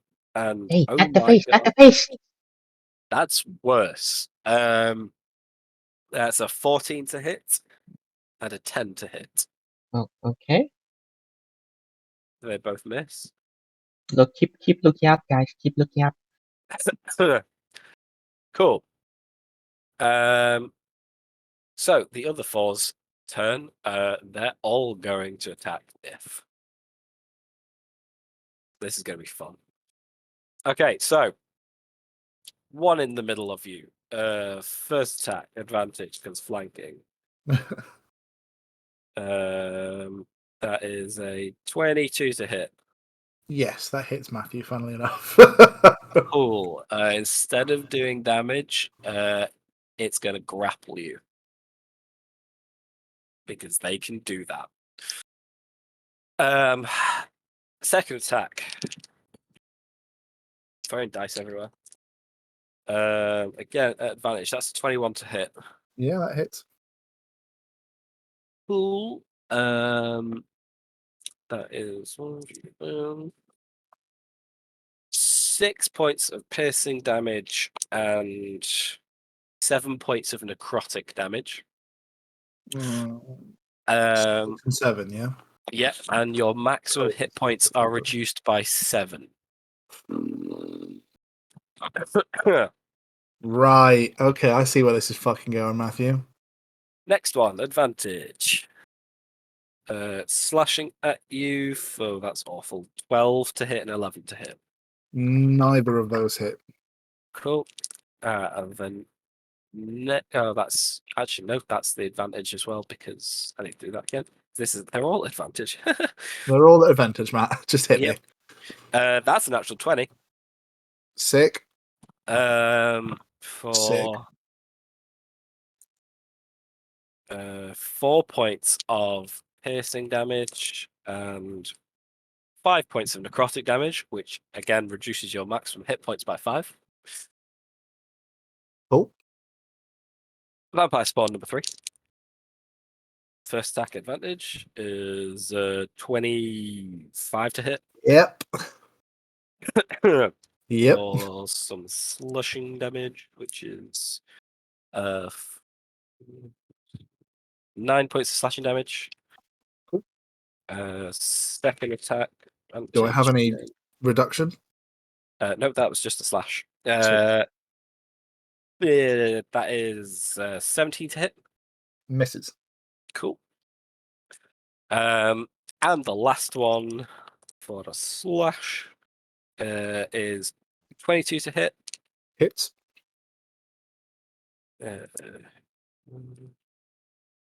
7 points of slashing damage. And a 23 to hit. Yep. That hits. And finally, that is 4 points of piercing damage and 10 points of necrotic damage as a second of these 4 vampires sinks its teeth into you and begins draining your energy. Do I have my maximum hit points reduced by 10? You do. Cool.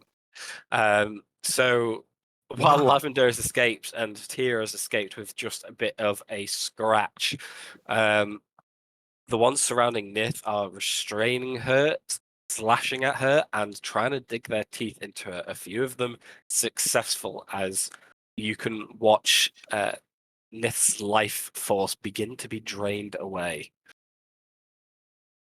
Thug, you're up. Here, you're on deck. Beautiful. So Thog's going to move 5, 10, 15, 20, 25, 30. And then Thog is going to action surge in order to dash. 5, 10, 50, 20, 25, 30. And all of the vampires are now in full natural sunlight. Hell yes. Oh yes. She is then going to attack this central one right here between Tia and Nith. And just start dumping out really, really horrible amounts of base physical damage. With the Sunsword, naturally. Okay. So, here we go, as they say. First attack.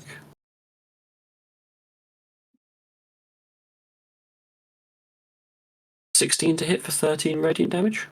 That hits. And second attack. That's a 24 to hit for 10 radiant damage. Cool.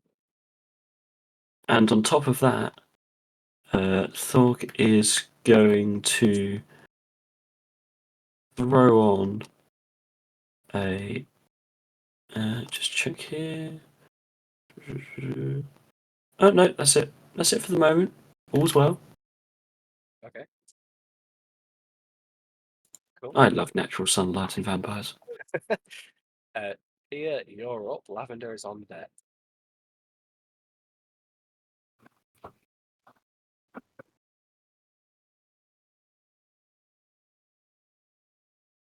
Tia, instant damage. I would like to summon my turn to a protection over there.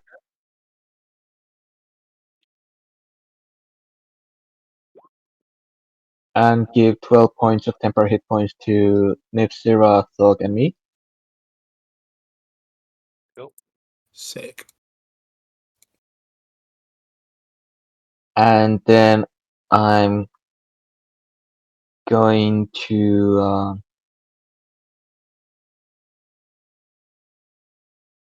touch Nipsira with a tiny device and give 5 level 1 healing wounds.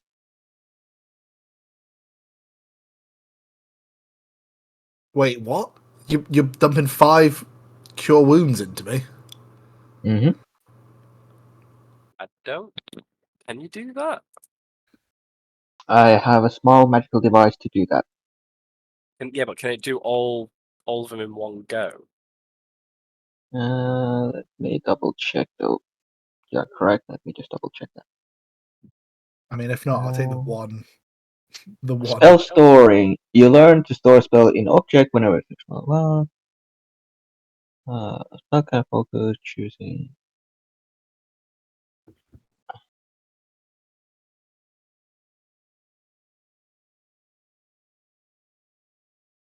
The spell stays in object until being used number of times equal twice. Does not say that, but in that case, I can only presume that you can use once per action, as in normal. Okay. Also, Yeah. it doesn't say a limitation. So let's So- just Yeah, go with 'cause- one then. Yeah, So I take Whatever. one. go with one. Yeah. Yeah, the first one was a 1, so I'll take the 1 point of healing. Basically, whatever spell you put into it will have the same casting time from it as if you Oh. were casting it, I think. So can you make your turret and cast the spell at the same turn? Yep, that's not a problem. All right, so I take one heal. 59. Cool. No. Thank you. Yeah, that just be there. I'll squeeze myself onto the wall. Cool. Tears up, Teffel's on deck. No, Lavender's up. Lavender's, that's what I meant. That's all right. We know. I looked at Lavender, but I said Tear. That's fine. I can't really see what. Oh wait, no, I can if I just move Nith out of the way. I'm just going to move Nith for a minute just to see what Lavender can actually see. Okay, I am going to Eldritch Blast. Where are we now? Are we on 3 beams or is it 2 beams now? 3 beams, sick. I'm going to throw all 3 at this bitch here. What is her attack bonus? First one is a soft 20. Second one is a 27. And the last one is a 12. First 2 hit. Sick. 2d10. And sorry to interject, you also get +5 from my spellcasting modifier. So that would be 6 in total. So that 14 turns into a soft 20. No, the healing, I think. Oh shit! I get 6. Yes, I the get healing. 5 more in total. Amazing. Okay, cool. So I'm on. Okay. Right. Okay. Yeah. So Lavender deals 12 points of force damage to it. Good to know. The Um, beams shoot through the crack in the wall and strike this thing in the chest, scorching part of its ragged clothing. And then she's going to yell at Teffel that I can't do a gruff French accent. They've got Tiff and Nia, yes, Nith and Tia surrounded. Would Lavender know what a vampire is? Lavender know what a vampire is? Yeah, I think so. Yeah? Alright, yeah. She would say that they're vampires and that they've got them 2 surrounded. I'm sure that Thog has mentioned in her tales of Barovia all of Most the vampire definitely. encounters. Most definitely. And then she will scooch of them. outside to get out of the way of for Teffel and for Mordekainen. And then she'll back herself into the alcove bit and end a turn. Cool. Teffel, you're up. Nith, you're on deck. Mm-hmm. All right, it's a bit hard to see, but I'm gonna zoom in a bit. Teffel will look at Mordenkainen and be like, "Well, it sort of worked last time," and hoist him up under their arm and start like football running into the fray.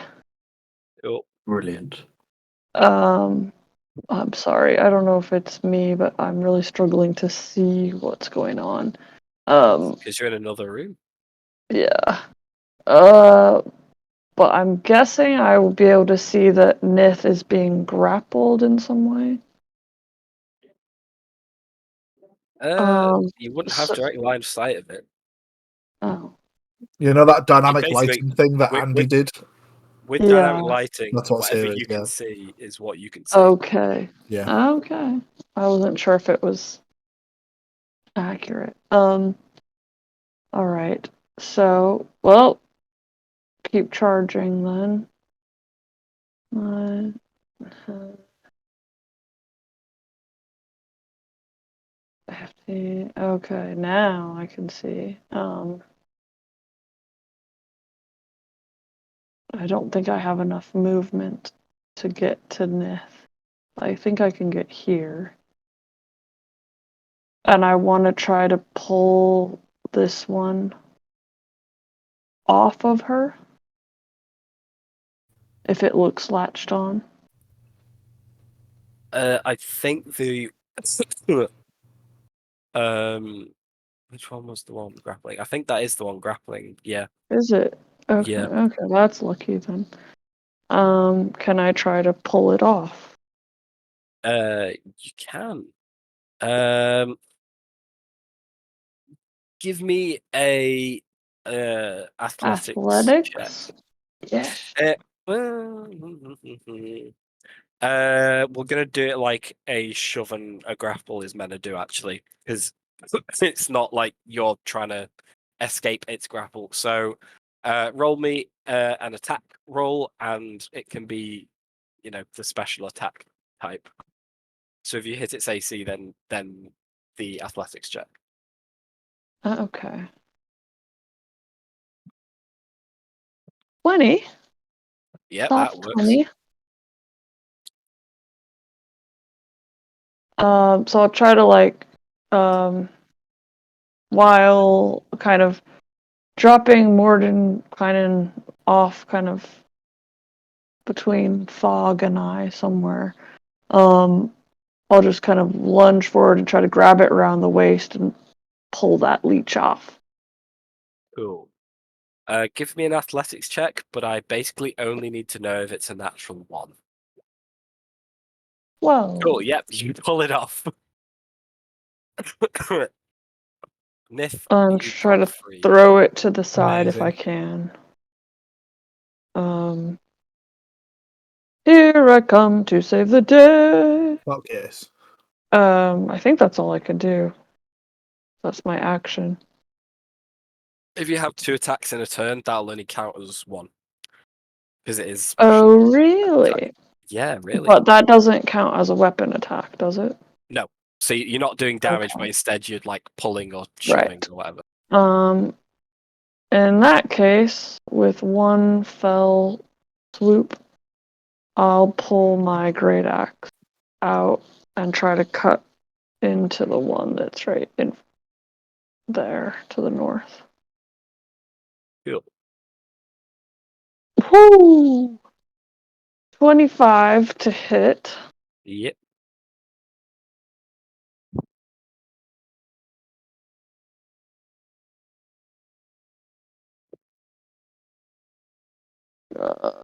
Do, do, do, do, do. 7 slashing damage. And I'm going to activate my tattoo since I hit with a weapon attack. And do an extra 4d6 necrotic damage.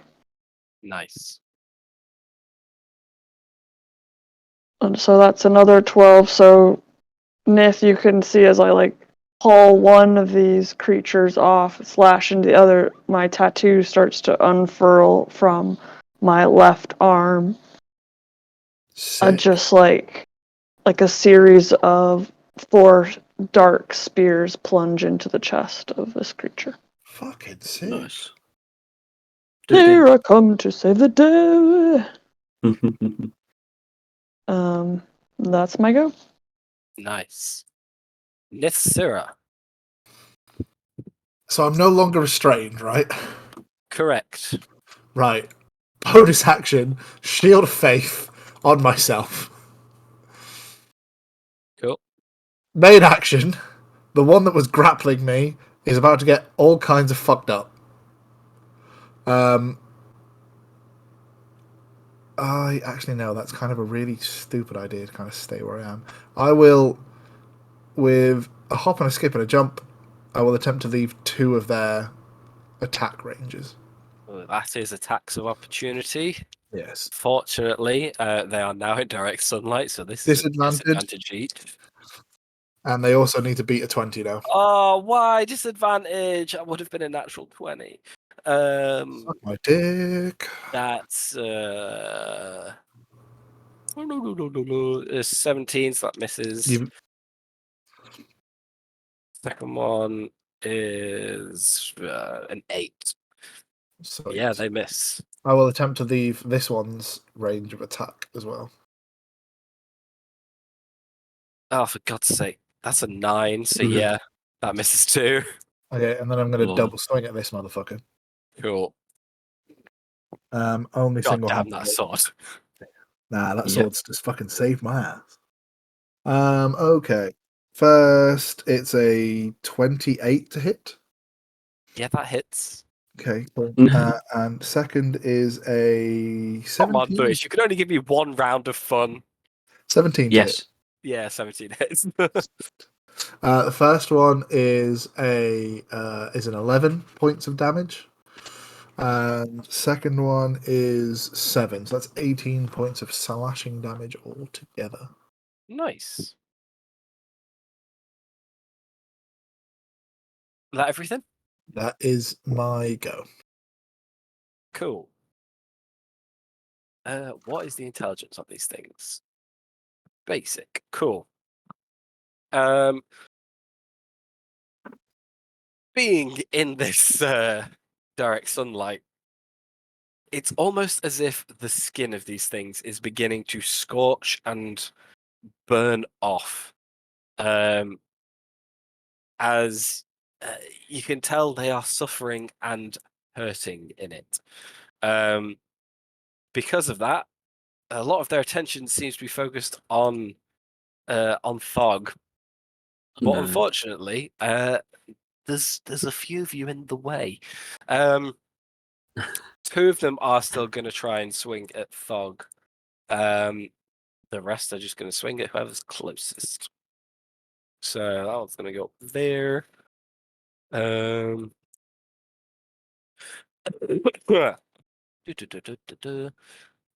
Such as sunlight. Yeah, they're all going to be in sunlight wherever they go. Cool.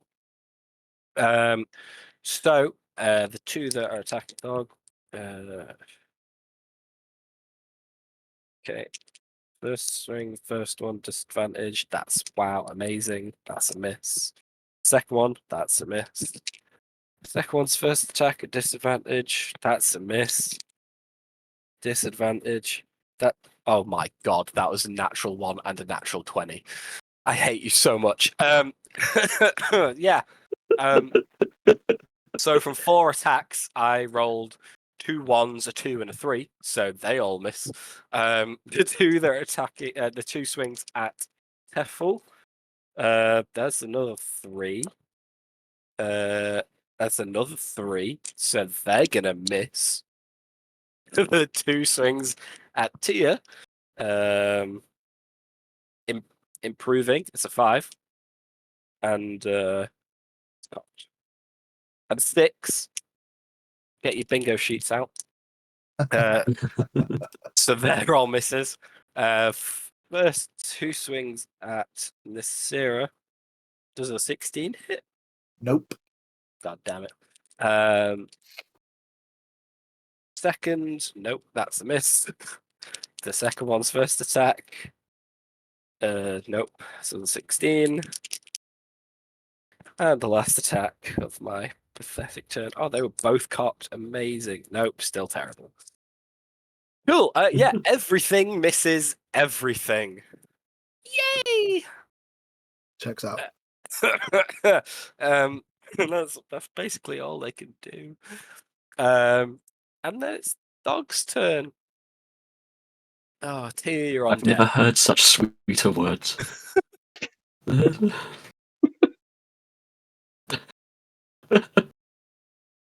So, Thog is going to attack the one to the top left of her because it's in the way. And that's obviously a grave error on its part. Cool. So, going with a good old fashioned smack. That's 18 for 14 radiant damage. Nice. And then a 26 for 8 radiant damage. Nice. That thing's looking pretty hurt. But it's still up. And it's Cool. still angry that you're burning it with radiant sunlight. It's just gonna hate.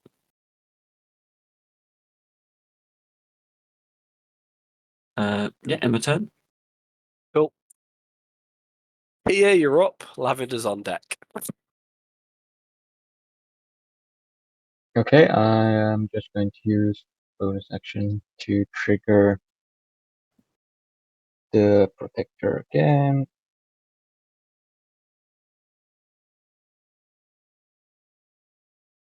giving Tefel and our friend over here 6 temporary hit points. And Cool. I'm then going to attack with Arcane Firearm on the one closest to me with disadvantage because it's close. So Cool. I just rolled it twice. Nope, that's only damage. Okay, something's odd. That's fine. Do that.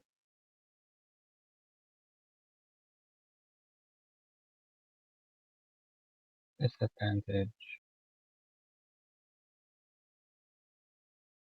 13 to hit. That's a miss. Okay, that's my turn. Cool. Lavender's up. Ethel, you're Lavender, on let deck. me just get Nif out of the way again. So Lavender is go away. Lavender is going to poke her head back over here again. Shout at Mordecai into duck, and is going to fire off 3 more Eldritch Blasts at this one. Cool. First one is a hot 10. Second one is a 22. Yep. And the third one is a natural 1. Cool. Well, one of them hits. Sick. 10 points of force damage. Hey! Cool. As Lavender shouts to Mordenkainen, duck! 3 Oh. bolts stream his way. One of them perfectly hitting the vampire spawn. Another going wide. And Mordenkainen just spinning on the spot going, "What?" As the third one just sears the side of his the side of his robes. He just looks down. Oh, what a mean bit of poultry. Cool. Teffel. Jump back in there. Nets on deck. Well, I'm just going to continue round 2 on this one that I was going after before. I'll keep my tattoo activated into their chest. First attack.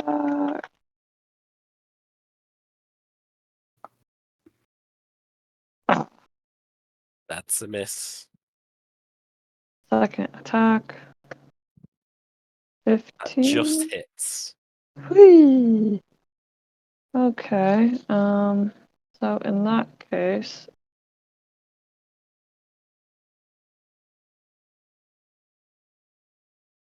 eight damage and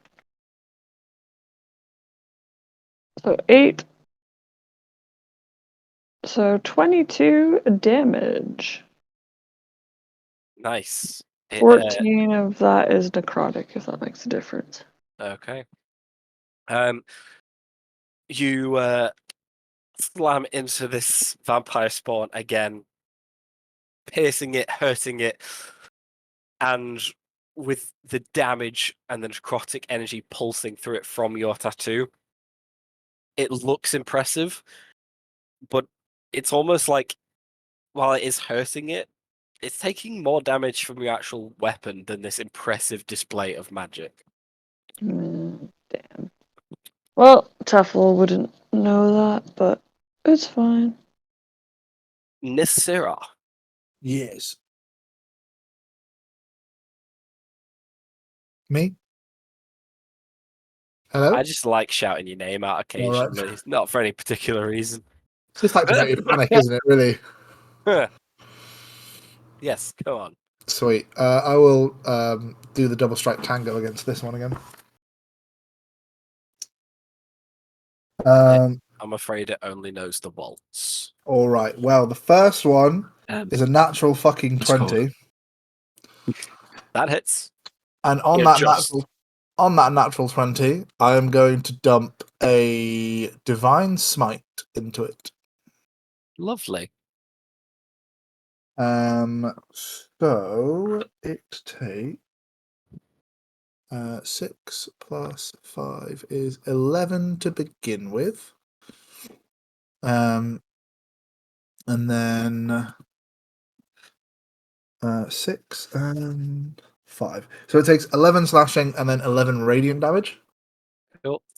And then I'm going to second hit it with, oh my fucking god, that bounced onto a natural 20 and then rolled onto 14. That's a 23 to hit, Matt. That hits. Sweet. 13 points of slashing damage. Nice. This thing is looking very hurt right now. Flip. Black blood is oozing out of the pores and instantly evaporating in the sunlight. Beautiful stuff. That will end my turn. It's their go. Let's see if we can hit anyone. These two are just gonna make their attacks against you, Nick.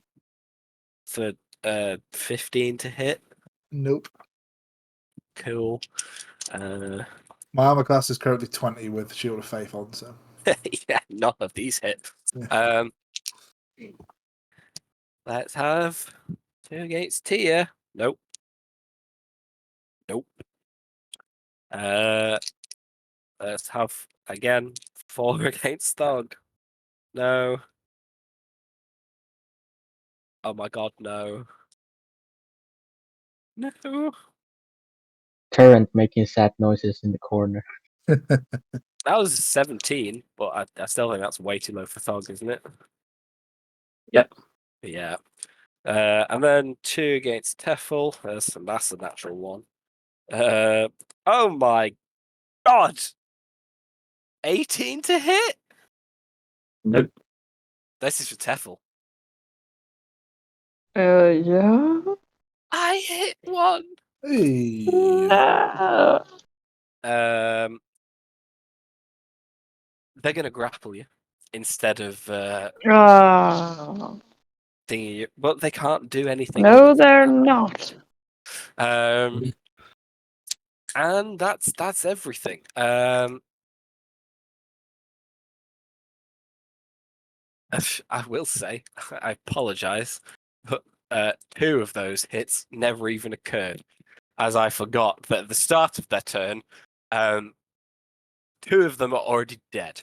As one of them swipes for you, Thog, it tries to land a hit, but it's almost like there's a wave of energy hitting this thing every second, and in the sunlight of your blade, it just crumbles apart, falling to dust in front of you.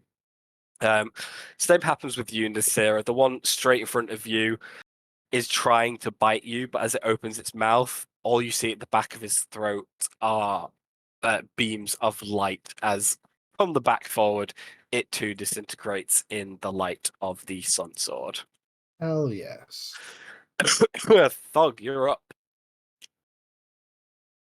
So Thorg is going to is going to look around and seen as an ally, maybe in some sort of possible danger. She's going to reach inside her shirt. Hang on, boys, calm yourself. Take out her holy symbol, hold it up, and expend 1 charge of the holy symbol of Ravenkind to hold vampires. What does All this? vampires and vampire spawn within 30 feet of the holy symbol when it flares must make a DC 15 wisdom save. On a failed save, it is paralyzed for 1 minute and can repeat the saving throw at the end of its turns. Okay. I have No. a requisite number of whiz saves, please. Okay, they don't have disadvantage on this. Cool. Don't they, So, though? No, it's only ability checks and attack rolls. Okay, so 2 of them fail. It is the one in the one that is Yeah. currently grappling Teffel just freezes in place and seizes up, as does the one on the right of you, Thog. Aha! So which one's still moving then? The 2 on the left-hand side are still moving. Perfect. In that case, then Thog is going to march over, stand here, sorry, and then say, "You two have just had the worst day of your lives." And that's when she ends her turn because she used action to do that. Cool. Tia, you're up. Lavender's on net. Well, I'm definitely going to shoot it again. Cool. 15 to hit. That hits. Oh, do that normally. So there'll be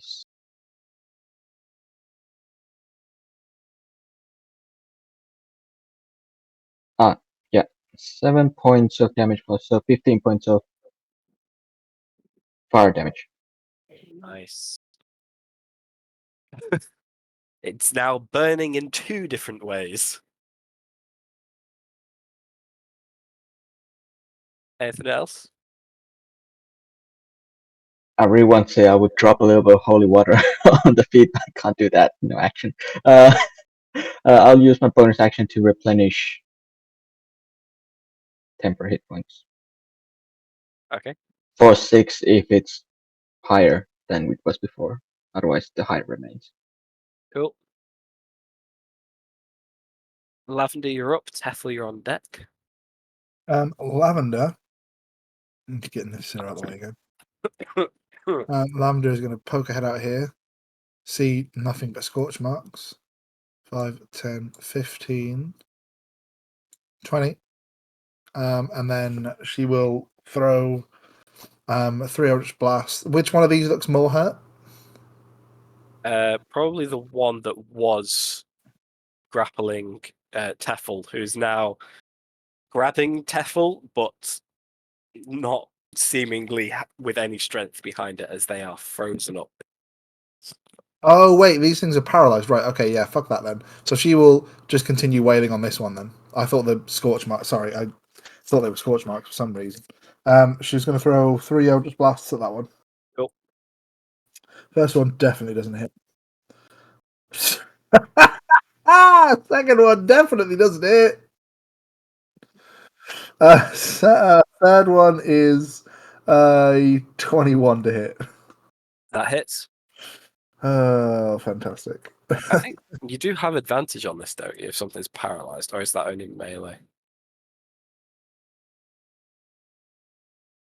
I don't play a lot Well, of yeah, ranged they're characters. paralyzed. So it's just if they hit, it's an automatic. You have advantage, and if you hit, it's a crit. Yeah, can't move or speak. Yeah, you have advantage. You are correct.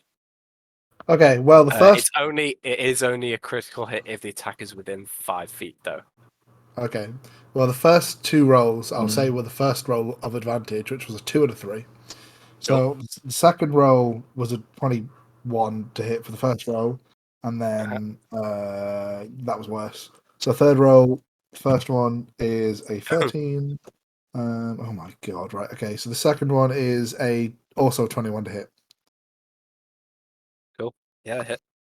So the first one is 7 points of force damage, and then it's 9 points of force damage in total.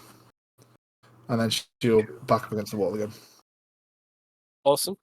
Teffel, you're up. Nith, you're on deck. Okay, seeing that the tattoo isn't doing that awesome, I'm going to kind of recoil it and make a kind of small incision on my forearm instead as I try to cut into this one that's paralyzed in front of me. Nice. At advantage. With advantage? Okay. Yeah. Ooh, 20.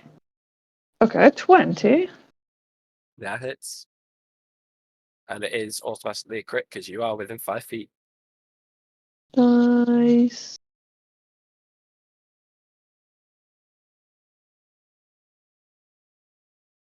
Twenty slashing. And You I slash will. through it, and it instantly turns to dust. Oh, okay, cool. It was not very healthy.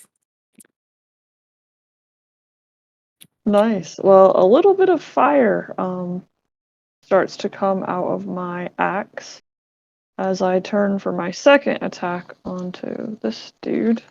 Nice. Same again, advantage. Mm-hmm. Oops. I don't know what I just did there. I mistyped. That's better. 27 or... Whoa, 27. Yeah, that hits. Auto crit.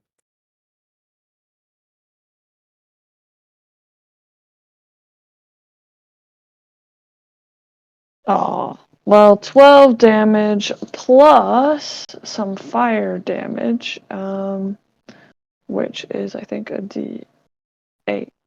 Yes. And an extra 5 points of fire damage on this one from my flaming axe. Nice. As you bring your axe into it, the fire licks up through the core of its body, and it's almost pretty to watch the radiant heat meet the literal heat as both the front and the inside of its head burn towards each other at the same point, and it Oh, too turns to dust. yeah! Fuck yes. Nithzer, I'm gonna carry on wailing on this one next to but in fact no, I'm gonna shimmy over here so I can have some advantage against this motherfucker. cool.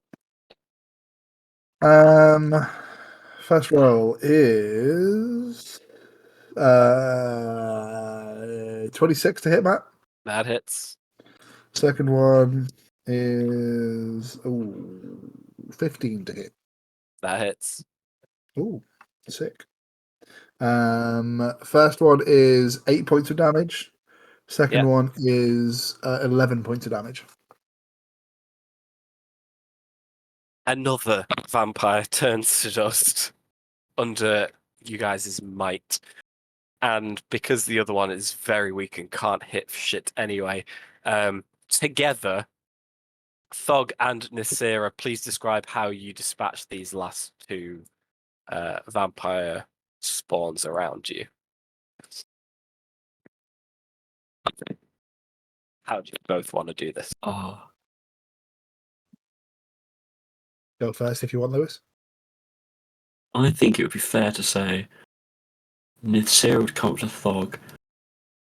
They would link arms, swing around, and then take out each other's opponents with their other hands. Nice. Yes. Deal. Somewhere, just- sometime, It's Sunny a would be fucking proud. bloodbath. It's an absolute Hell bloodbath. yeah. Yeah, in one swing and two noises, both vampire spawns turn to dust, and you guys are out of initiative. And I'm going to be right back for 2 seconds as I really need to pee. Think about what you guys would like to do. Mother of God. I will call my protector turret and start hoovering the dust. Make it rain. Making it rain. Gonna be really dusty in here now. Oh yeah. Dusty and Is the splintery. light, is it still like illuminated, Thog? Yeah.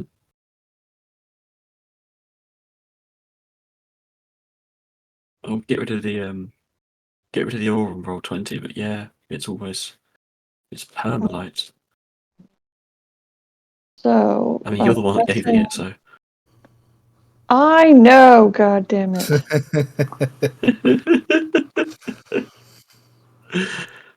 Was it nostalgic watching Matt having to roll disadvantage all those attacks? Sheathe that thing. I'm guessing that these crates were literally just housing vampire spawn, like, and they're all just exploded and there's nothing to look in. I mean, Matt said that they burst out of them, so. I mean, next time we can just put a sword through it. Like a magic stick. Very true. Yeah. I am back. Okay, I'd like to have my protector turret, and I would like to hoover the vampire dust. You'd like to what the vampire does, sorry. Hoover in terms of gathering it. Right, okay. Then I put that into the small bottle and give it to you. So Okay. Easily done. the remains of your enemies. Wow. This is one of the best gifts I've ever been given. Thanks, Tyr. I really appreciate that. You are most welcome. From the other stories that you have told, I think this would be appropriate. Wow, thanks. You could see in Thog's eyes, like, genuine appreciation. Like, this is serious gift. I Speaking would like to slap 4 level 1 healing cure wounds on Nifsira since we're out of combat. Okay. Thank you.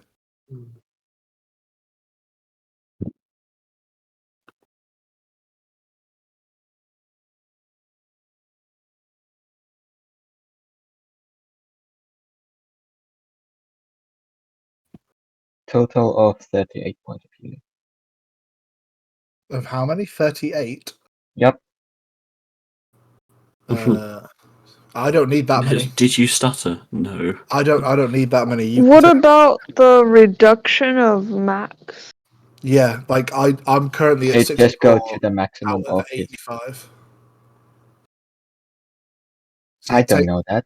All right. Okay. Cool. All right. Thank you. I'm up at 85 then. Cheers.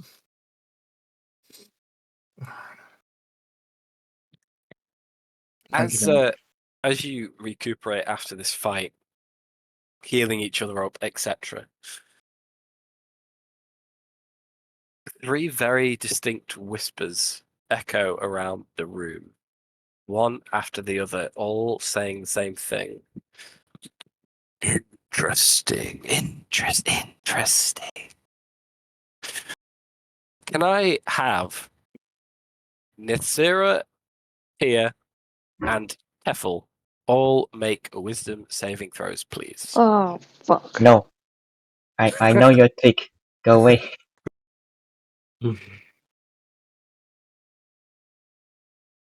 Question, Matt. Yep. Is this a charm effect? Technically, no. Fuck. All right then. You 17. absolute fucking son of a bastard. What the fuck is wrong with you tonight? Why are you giving me shitty rolls? I sense Liam's having fun. What was it? Are you sure that it's not a charm effect? Okay, I'm just going to say you've auto failed. Yeah, I definitely failed. Technically a 4. I get a +3. So technically 4. You got a natural 1. I rolled a 1. Yeah. Oh, you roll a 1. You roll a 1. I don't care what total is.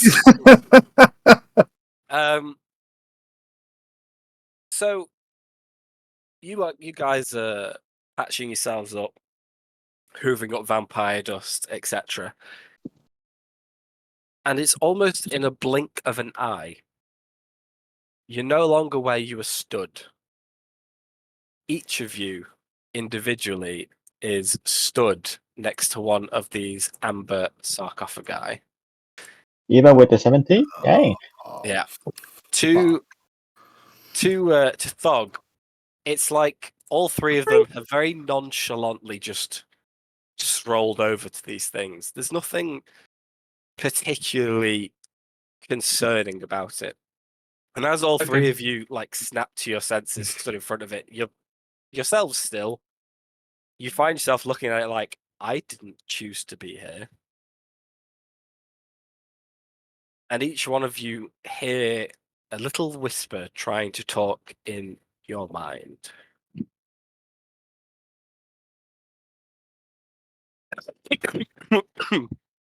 If I can speak long enough to do it. I don't care Oh, what that you're was a close offering. No, thank you. Yes, that was a close one. If you can't speak, you don't have to do it. Nif, Yep. in your mind, Mm-hmm. you hear very simply, ah, you could be the second. You could follow the stories, couldn't you, Nif? I'm sure we could break that promise of yours. The dark gift of the vampire is one that many in your world consider to be the highest of value. Does immortality suit you? Would you like to be like Strahd himself? Here, at the same time, you hear, ah, a little one. The dark gift of Tenebris is what I offer you, little humanoid. You've heard the stories. You could live forever. I can show you how to make them. The phylacteries to sustain you for eternity. Accept my dark powers, and together we could make you strong. And Teffel, you Oh here? boy. Ah, I see you, traveler. An adventurous life, a dangerous life you lead. Zudun, the corpse star, offers you her guidance, her wisdom, and her grace to avoid the inevitable that befell so many of your kind. Accept my dark gift, and death for you and for those you love will always be too far to affect you. That shadow shall never fall upon anything unless you desire it. How do you all react to this? Ugh. That sounds a very fascinating offer, but no thank you.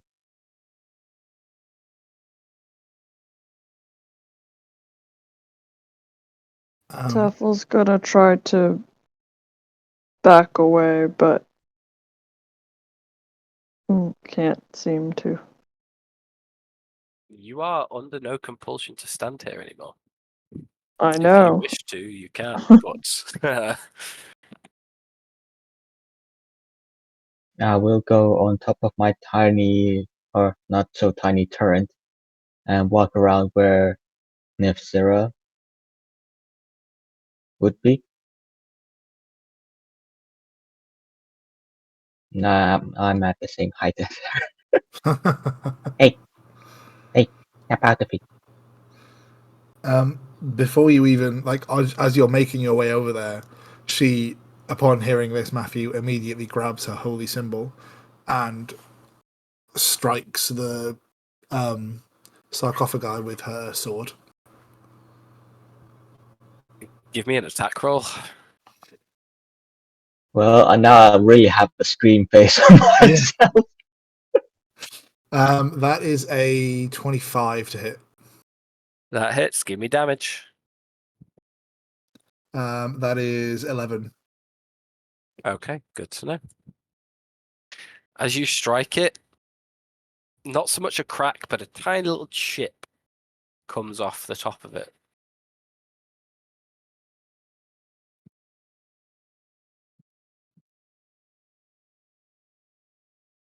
Is anybody else doing anything in response to this or to what they've heard? I Thog prefer you don't will break things. actually Thog will help break it if there's any smashing to be done. After Nithzera strikes the thing, still clutching her holy symbol very, very hard, she goes, I hope that is answer enough to your fullest request. And I will attempt to turn around and walk away. There is nothing seemingly compelling you to stay there. You Yeah, can turn around and walk away. Sick. I don't want anything to do with that shit. Get out of it.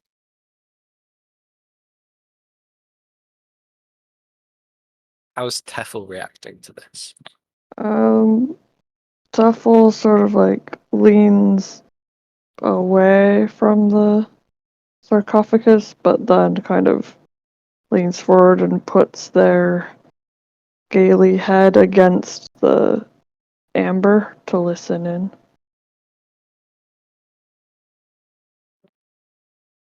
Together, we could bring them all back, you know.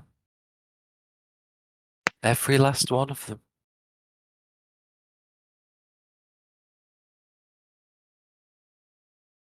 Would you like that?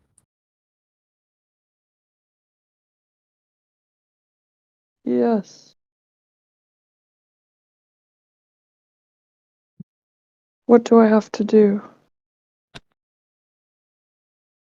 Simply proclaim that you accept my power, and it shall be yours.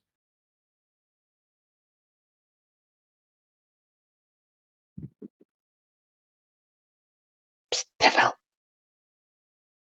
What you doing? You okay over there, Teff? I'm kind of embracing the sarcophagus at this point. They're doing a Moreau. Get away from it. Get him! Love it. Not again.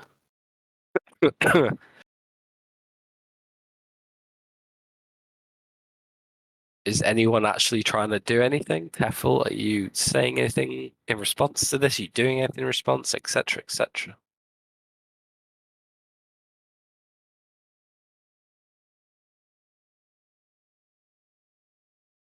I don't know what to do. I'm gonna tackle Devil.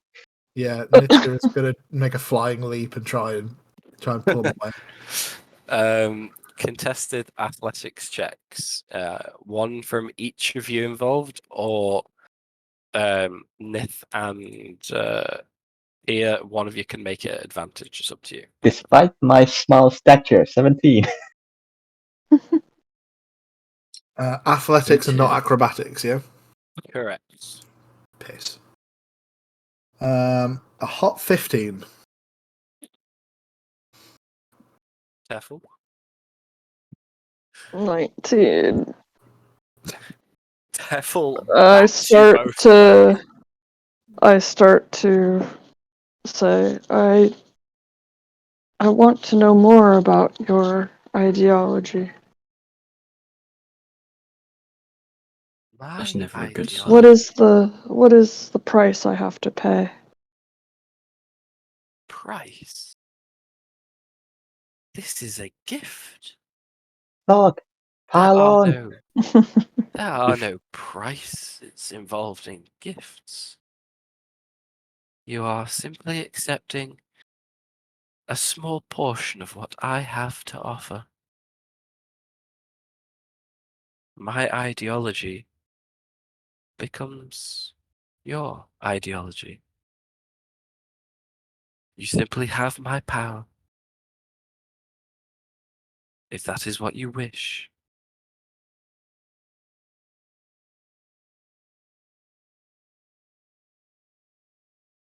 But what do I have to do in return? Nothing is free. Not really. Ah, one of the many pains of the mortal world. A world I am not part of. And thus, in this case, my power is free to those who want it.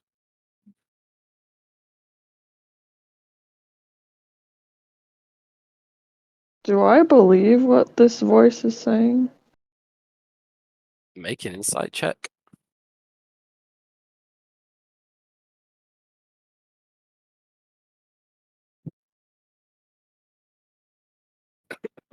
Eight? I mean, there's nothing inherently malicious or deceitful sounding in their tone of voice. And as you, as Eve, are well aware, they've not done anything to make you think that they're being deceitful.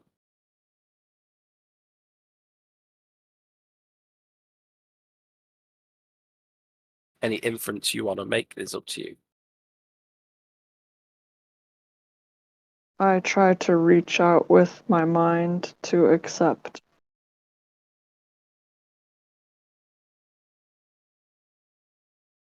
Okay. There is a brief, dark flash, like a shadow moving over all of you. Just after Nithsira and Tia are battered away. And then all is still, all is quiet, and the room is exactly how it was. Nothing seems to have changed. Teffel, I will send you the benefits that you now have. But physically, everything is still and calm. Mordenkainen's looking confused. And then you see his eyes go wide. Wow, that's pretty cool. Oh, creepy. It takes you all a second to see what he's talking about. And as Teffel turns around, you can see what he was talking about.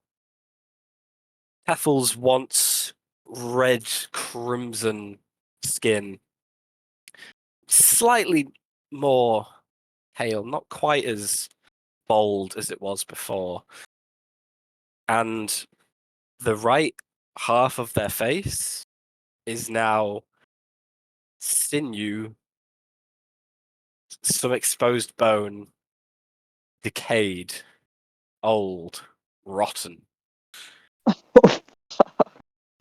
And Teffel's just looking back at you all, wondering, why are your eyes so wide? As Teffel, you feel great.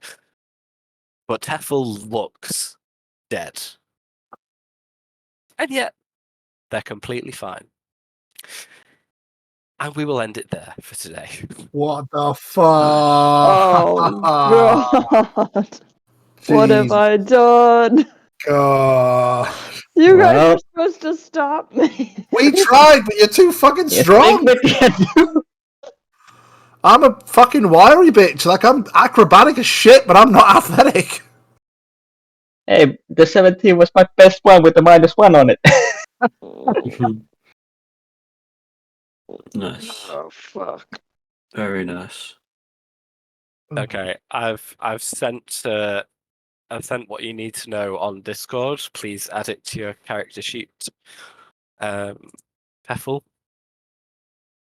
Oh And yeah, dear God, what have I done? You did the right thing. I don't think protection from good and evil will help at this point anymore. No, probably not. Oh, I tell you what, Matt. If this was Linvala instead of Nifsira, probably would have taken you up on that offer. Oh my God. You mean all three of them? I would have fucking taken up on any offer, power. Whoa. Have you got some? Oh Cool my fucking God.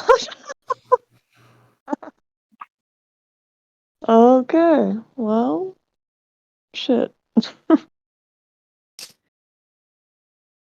and let that response be the temptation for you all next time's session. Perfect. Oh my goodness. All right, well, GG, guys. I don't know whether that's a good thing or a bad thing. Me neither.